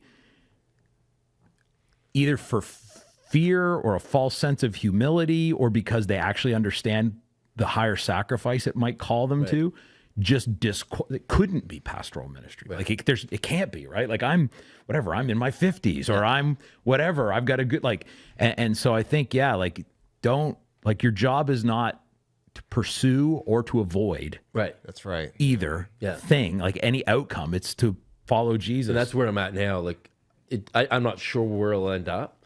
I'm loving the ride and just following behind Him, and serving is just, like, if I can give one advice to anybody, is serve. Like, just get involved. Being in the church is much better than just watching church go by. It's just like get out there and serve. Your life just it explodes with joy, And that's for you satisfaction. when things really took off. 100%, You're like, how yeah. can I just get involved? God just gives you more and more. And again, it doesn't have to be a pastor standing up at a pulpit, pounding the Bible. It can just be out serving your community, serving the youth that's in there, trying to mentor them, and trying to get them out of the ditches. I tell my wife all the time, I'm confused by people who go to church. Yeah. Like I don't Just attend? Yeah, like they just come and they sit and they missing get up so much. and they leave, and I'm like, I mean, it's fine, but it's like, I don't know. To me, it's like, why That's would the you problem, it's why would fine. you watch a sport when you can play it? Yeah. Right. Like, why would Fine you? shouldn't be the goal, right? Like, It's and this is I'm gonna lose all of the like Gen Z and Alpha people right here, but to me, like, I have the same thing of that than the people that watch people play Minecraft on That's YouTube. craziest crap. I'm like, ever, dude, man. why would you watch someone else play when you could? Now, you might, if you're back in I feel my like day. Ron watches people play video games. Okay. When I was when Ron was a child, he spake as a child. He thought he watched YouTube as a child, but when he became but like, I can understand. We used to do this when I was a kid, either with your friend or you'd have to buy magazines back then. Or whatever. Like, there's something I can't figure out. Right. I'll watch somebody else show me how to do it, like in a video game, so that I can go do it. Right. And so like, come to church and listen to the preaching and be involved in like training and education stuff and all that, so you can do it. Right. But dude, do it. Yeah, put it into action. Like, why would you watch a bunch of tutorials on how to have a good golf swing if you never golf? Like, it makes no sense. The fun thing, though, and the cool thing about the church is, like, the beauty of it isn't even, like, what you do. No. It's, like, it's who you do it for. And then all of a sudden there's infinite value in that, right? Like, because we have people doing quote-unquote jobs and ministry roles at King's that are way overqualified to be greeting somebody at the door. This guy's a CEO of a multi-million-dollar business, and he's got a red shirt on saying, "Welcome to church, man. I'm so glad you're here." Yeah.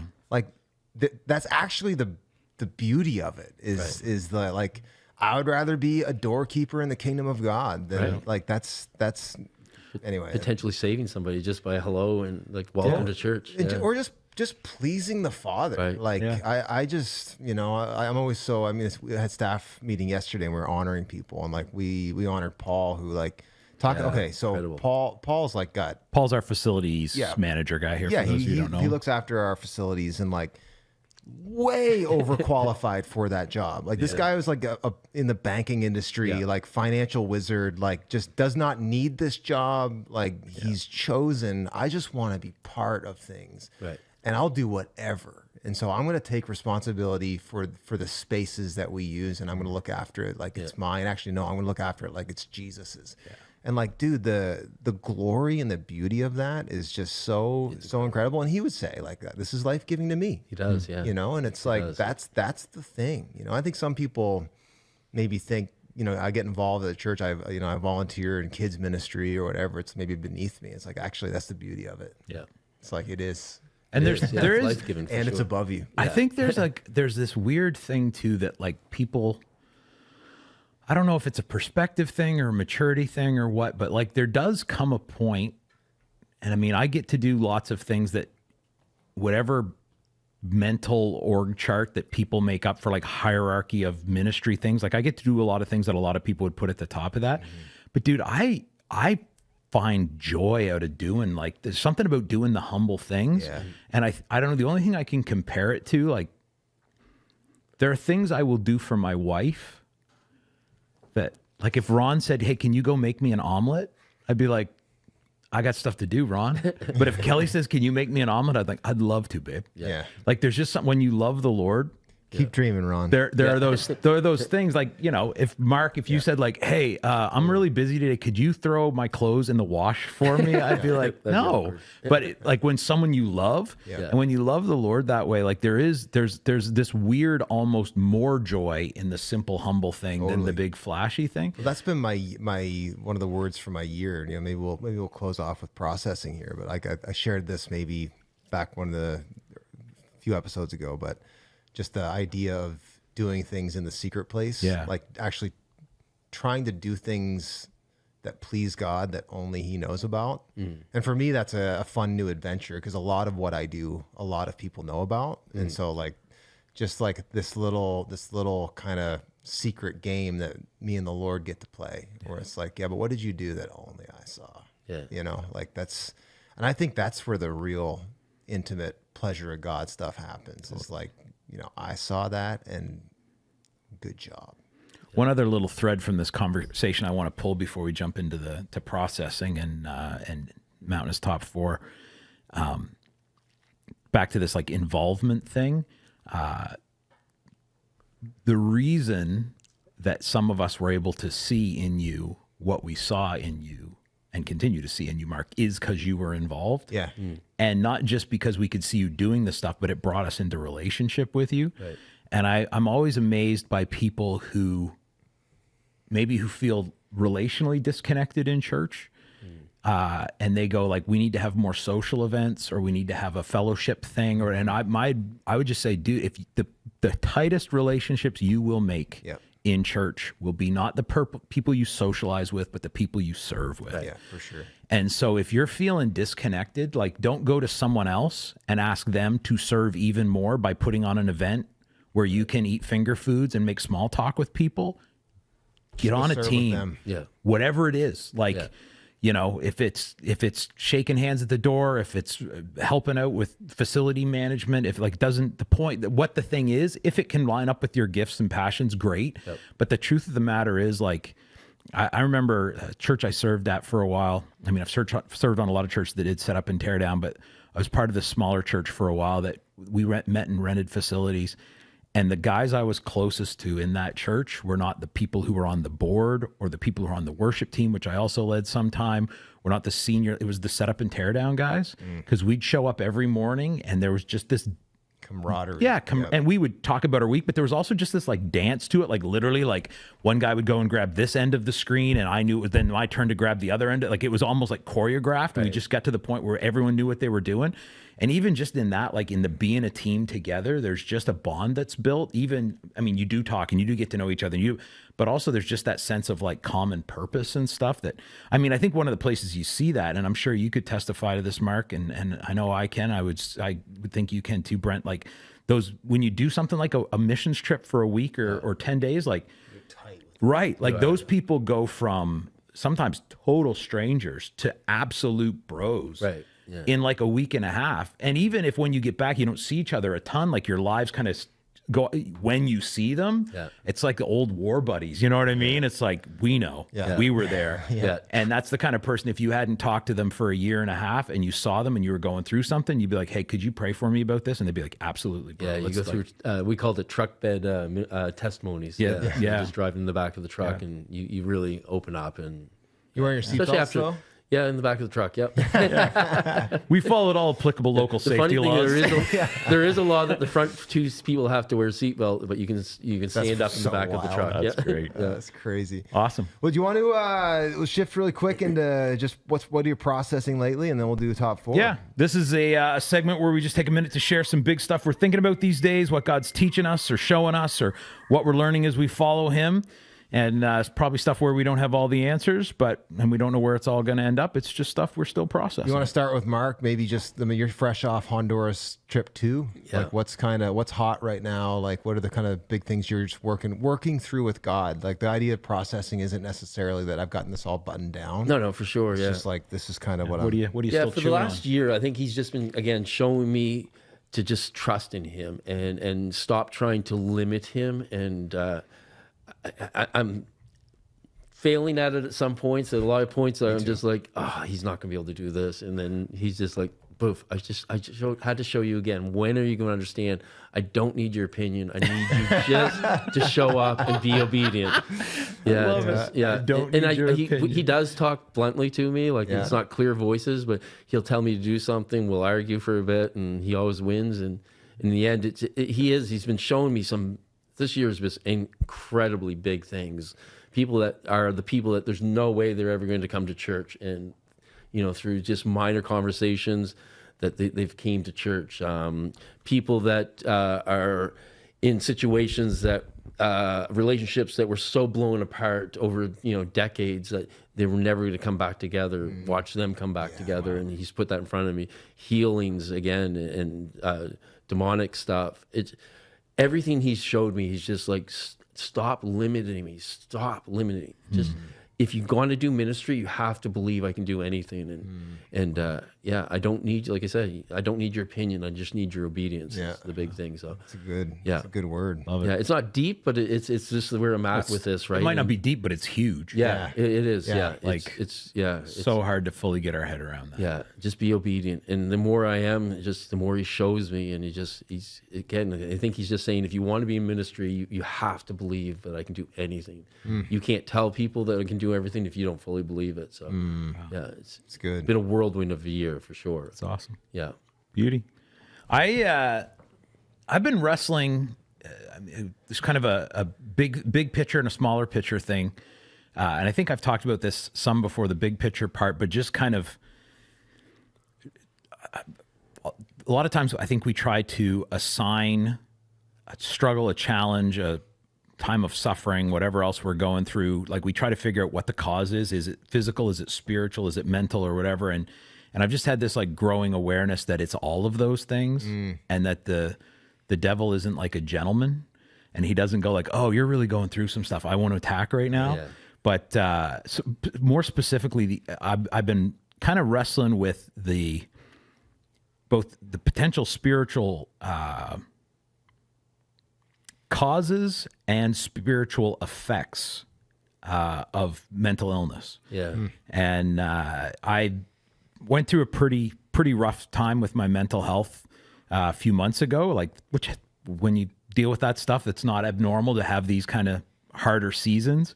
And then I was recently, within the last month and a half-ish, able to get some better treatment for that than I've ever had access to before, including some medication. And it's been really interesting, like through the worst of that mental kind of low season, I very much felt attacked by the enemy. And as I've come out of it, I feel like that attack has way lessened, and I'm processing how much Perception. right. Like how much was me going, I feel so bad, this has to be an attack. And how much is the devil going, oh dude, he's weak, let's get at him right now. Okay. And like how much is over spiritualizing something, Right, and right. how much is the enemy kicking you when you're down, Yeah. or knowing when you're, which again, we always talk about like, what's the whole HALT thing? Hungry, angry, lonely, tired. Like if you're feeling tempted, or if you're feeling anger, if you're like, you have to, because though you're more susceptible when you're weak, that whole, like sometimes the most spiritual thing you can do is take a nap, because when you're overtired, the enemy, and so it would only make sense to me. Well, when something's injured too, like all your other senses get more sensitive. Like when you hurt your body, like I hurt my back and my feet hurt, my head hurts, and I'm emotionally drained, and like the whole thing just sucks. Yeah, we're all in. tied together. So then Exhausted. the other question, and I don't think this is the case, but I'm chewing on it.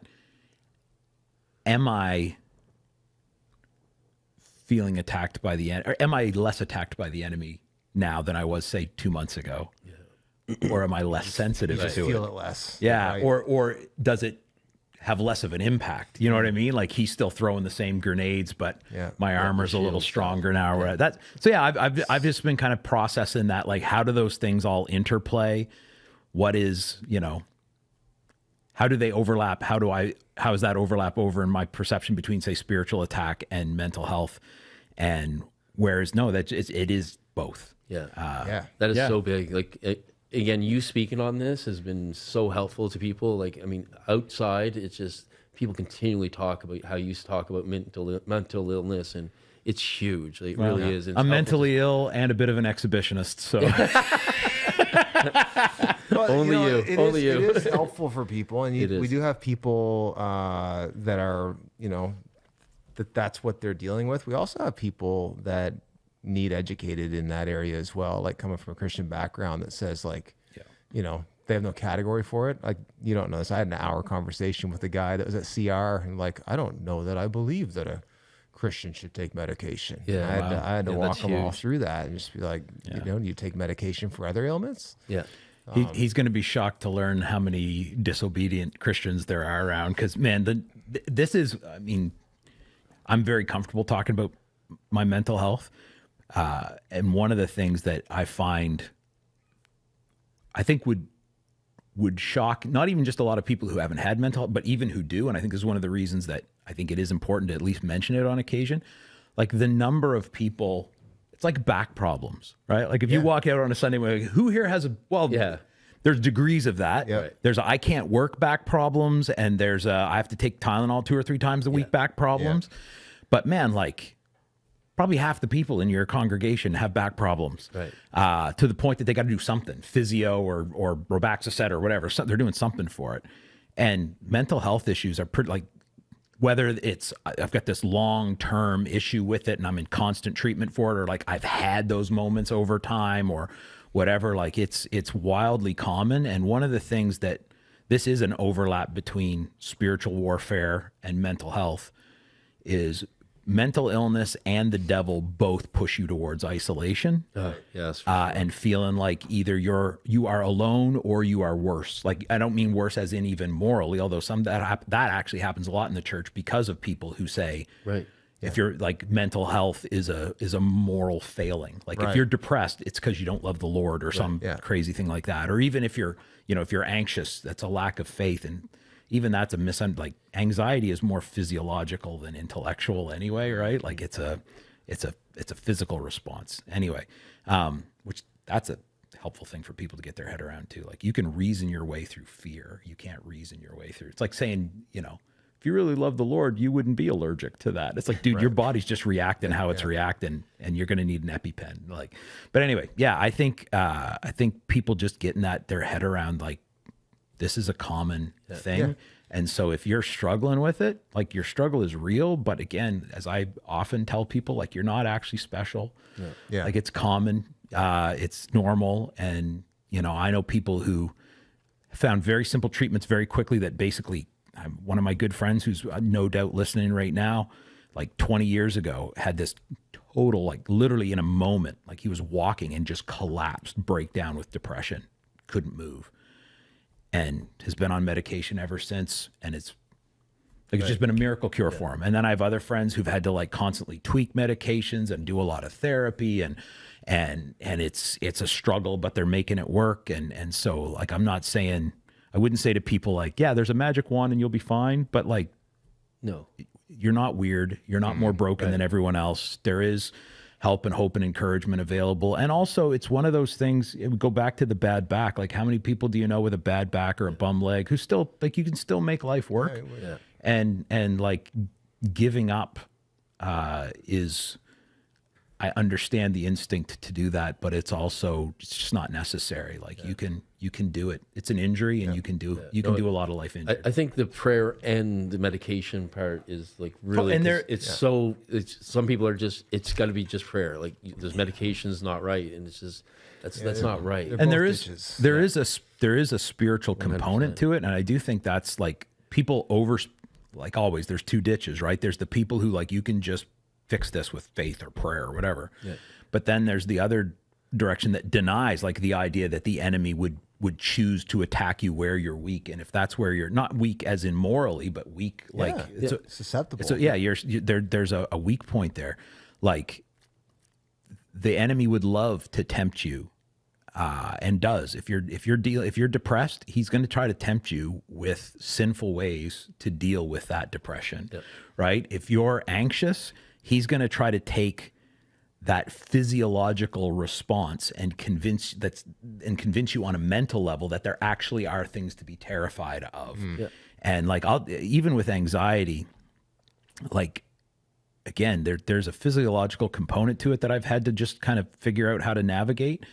But also one of the things that I know the enemy often seeds into my brain in those moments is that this could get to a point where God couldn't carry you through it. Right? Yeah. And it's not that, if you really love Jesus, this would never happen. That's not the truth. But also there is nothing that life, including my own broken, whatever constitution, can throw at me that Jesus is incapable of carrying me through. Right. And so like it's a both and. You can't discount the spiritual, you can't over spiritualize it. You need to have the wisdom to go, there's stuff that is life and trauma and hurt. There is stuff that is chemical, constitutional, whatever. There is stuff that is very spiritual, and you got to be kind of addressing it on all those fronts. Yeah, I'm processing something that's, very much in process. Like I don't even totally know what I think about it, other than I've had a couple experiences with it, and that is this idea of in prayer, and it's typically been something that's been facilitated for me. Although I'm exploring the idea of trying to do it myself a little bit more often, but this experience of it sounds a little woo woo, but just stay with me.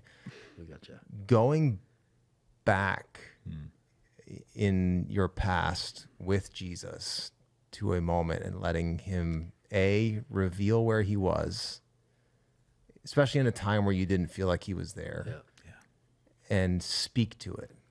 And that I've had some experiences in the last year, one just even a couple weeks ago, that was profoundly impactful, right? Just like, and it's typically looked like, for instance, I did it once with my spiritual director. Just asking the Lord to take me to a time, in prayer. Yeah. And again, he's not bound by time, and he shares all my memories. Yeah. And even shares memories that I forgot. And that's typically, that's something he can do too. So, went back to a time in my childhood that, wasn't traumatic or anything, but it represented something to me. And okay, let's ask the Lord, show me where you were there, and it's powerful. Bringing a very clear picture of where he was standing, in that moment. And then asking him what's he saying? Yeah. And what does he want to say to that? And it's deeply, deeply powerful and healing and revealing. Yeah. And anyway, I've never until the past year or so experienced much of that. Thinking, you're getting all soft and feely. I know, man. Am I rubbing off on you? It must be me. I mean, we're what, 46? We're 92 hours into this right. anyway. So that's freedom prayer, basically, is what. Well, not necessarily. No? Okay. That might happen in freedom prayer. Freedom prayer is just open to the adventure. Yeah. But particularly that as a concept, that. You know what? I guess my Lord is not bound by today. Right. Yeah. And maybe he can go back and repair things or reframe things. Right. Hey, here's how you're actually seeing this wrong. You weren't alone. Yeah. Or you were thinking this, but I was thinking this. Yeah. I mean, that seems to be a very specific to a given person iteration of this idea of having the mind of Christ. Yeah. Right? Lord, take me to that place and help me to see it.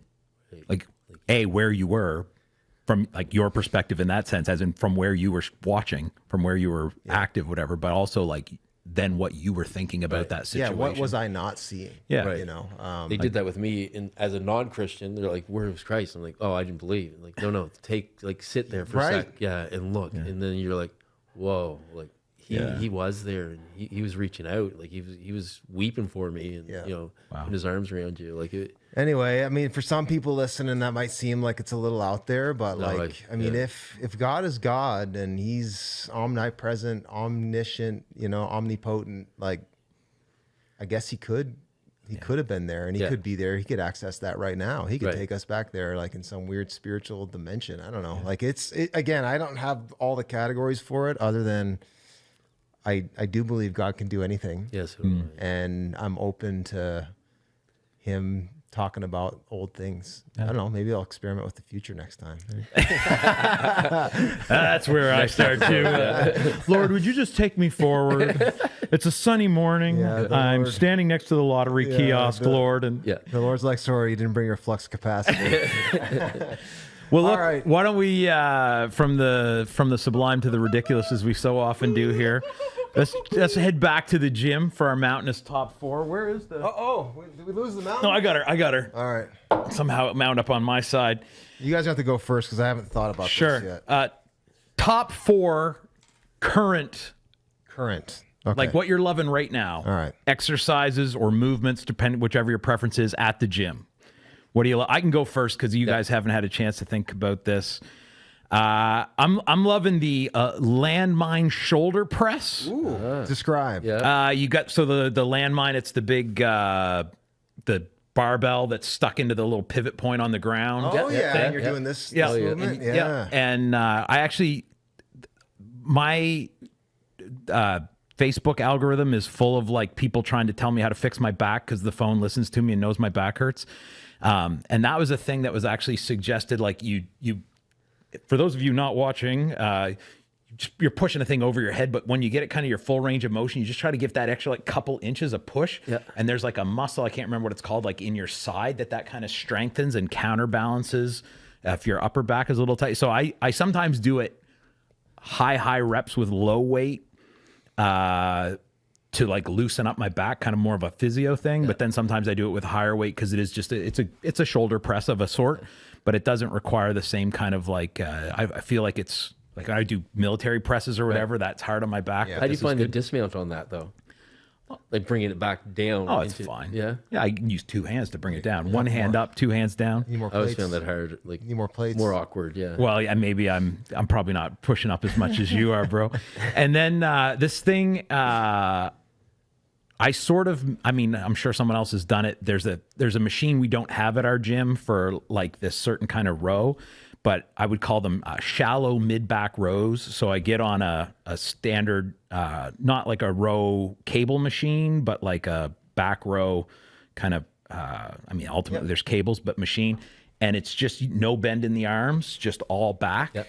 And it really pumps up the middle of your upper back, which is also... Yeah. No, That would definitely get your trap. Well, yeah, your upper, like lower traps, right? As Well, it's yeah. coming down into the middle of your like back. into your spine kind of region is where I feel it. And again, I like it. It also doesn't burn my arms out on that, so I can't do like curls or something later. But also, it's also really good for my back.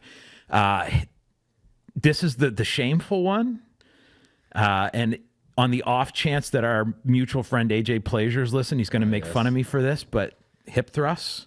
Attaboy. I'm in there with the booty blast gals. doing the old machine. I I'm can't like, do I it, don't man. even know how to No. get into that. Dude, No. here's the thing, like trapped in there. The legitimately, Rock does them. So Oh, I'm sure. hey, I do not have a butt, and I never have. But when I lost a ton of weight, like what little I had, so I still to this day, like in my office, I have a coccyx pillow. In my car, like my tailbone hurt. Kelly, I'll sit on the bed to lay down every night and I whimper because the pressure on my tailbone. Yeah.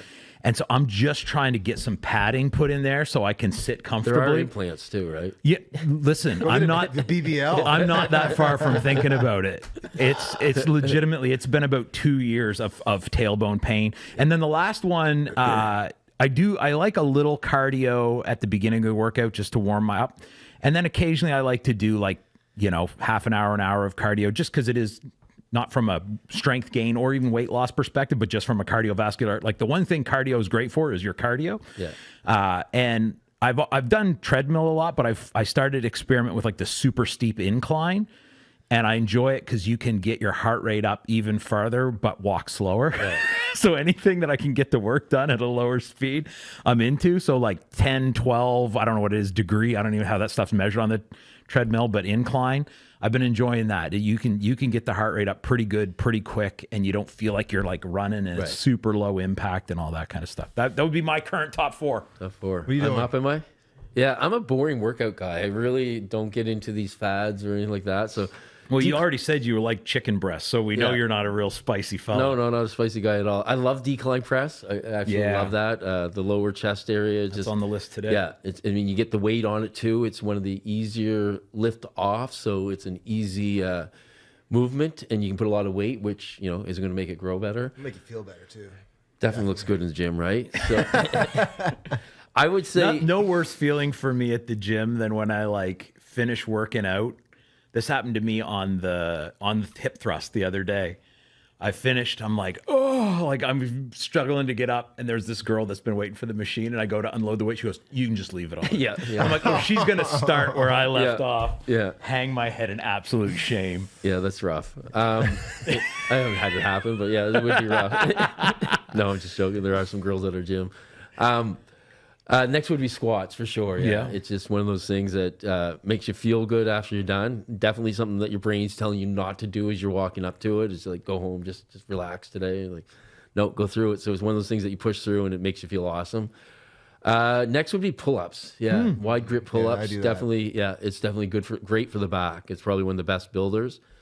The only unusual one is a high row. So kind of like what you're talking about, but actually bend the arms and for the rear delts. Yeah. So like very high and expanding your shoulders back and up. And it's just, really good for the rear delts, which is hard to hit I sometimes. might have to try. I'm terrible. My back I have zero mind muscle connection. Yeah. It's good if you get somebody to poke whatever muscle you're supposed to use. As you're using it, if somebody's poking you, your brain will connect to that for an instant, and then you can actually feel it, right? If I'm doing something where I have a hand or both hands free, I'll often just put my hand on whatever that muscle is, and it has. But it's hard to do that with your back. Can you do? I try to do a lot of pull-ups. Yep. I find them good for me for sure. Can you do a muscle up?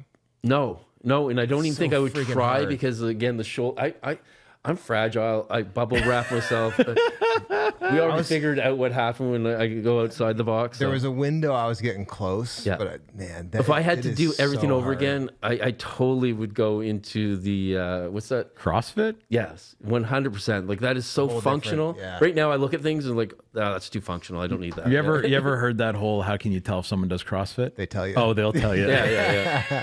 All right, I'm doing new thing to me. I got weighted vests. Oh, yeah. And I'm walking my dog with them. nice. You know, Yeah. so like just it's How much weight is there? 25 pounds. Yeah. You feel it after yeah, for a sure. kilometer or two. Like Yeah. it's there. Yeah. I like doing incline dumbbell. I just enjoy that. I can lift Yeah, I like that too. disproportionately. I'm strong on that one. Yeah. I've been experimenting with farmers walks. Yeah. Lately. Yeah. So which that just you put enough weight on that kills you. Oh yeah, for sure. So And your back's good with it? not really. Oh, yeah. No. I find it it's- helps my back. It doesn't feel good at the time. Right. It's But the scary part's getting the 100-pound or Yeah. so dumbbells off the rack. Right. That's what scared my back. Yeah. I find like after I let go, my posture's better. Yeah. Yeah. Last one, just old tried and true, basketball.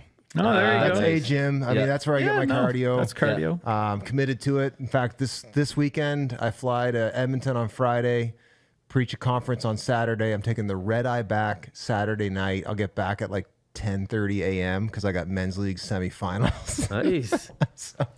That's So great. it's Yeah, gonna that's be- awesome. I'm gonna be a train wreck, but we're show up for the boys. Yeah, for sure. Sports are important. Yeah. I love it. On that note, thanks to Mark. Thank you so much, Mark. It's been a ton of guys. fun. Thanks, Ron. Thank you to the dozens. We will see you.